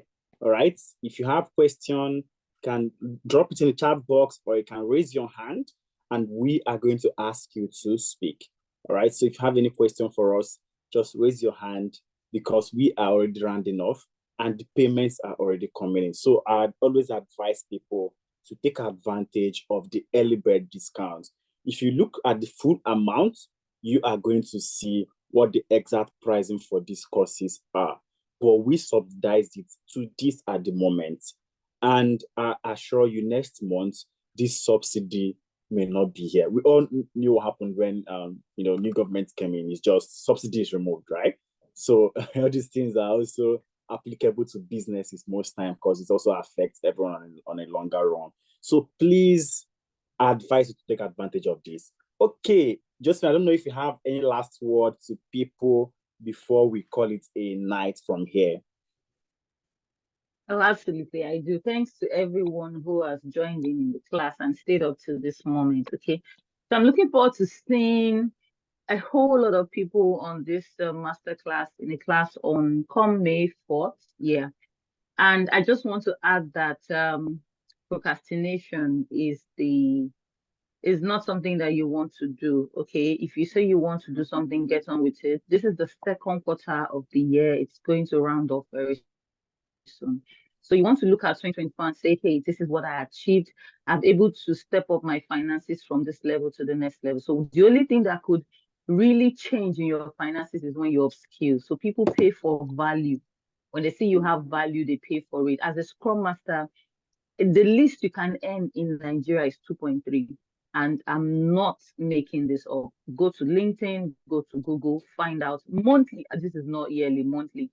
And then for those who are outside the country, you're being paid daily, $700, $800 daily. We're looking at monthly, we're looking at $7,000, $6,000. So the earning power is high. Scrum Masters are in high demand, and this is not making it up. You can do your research as well.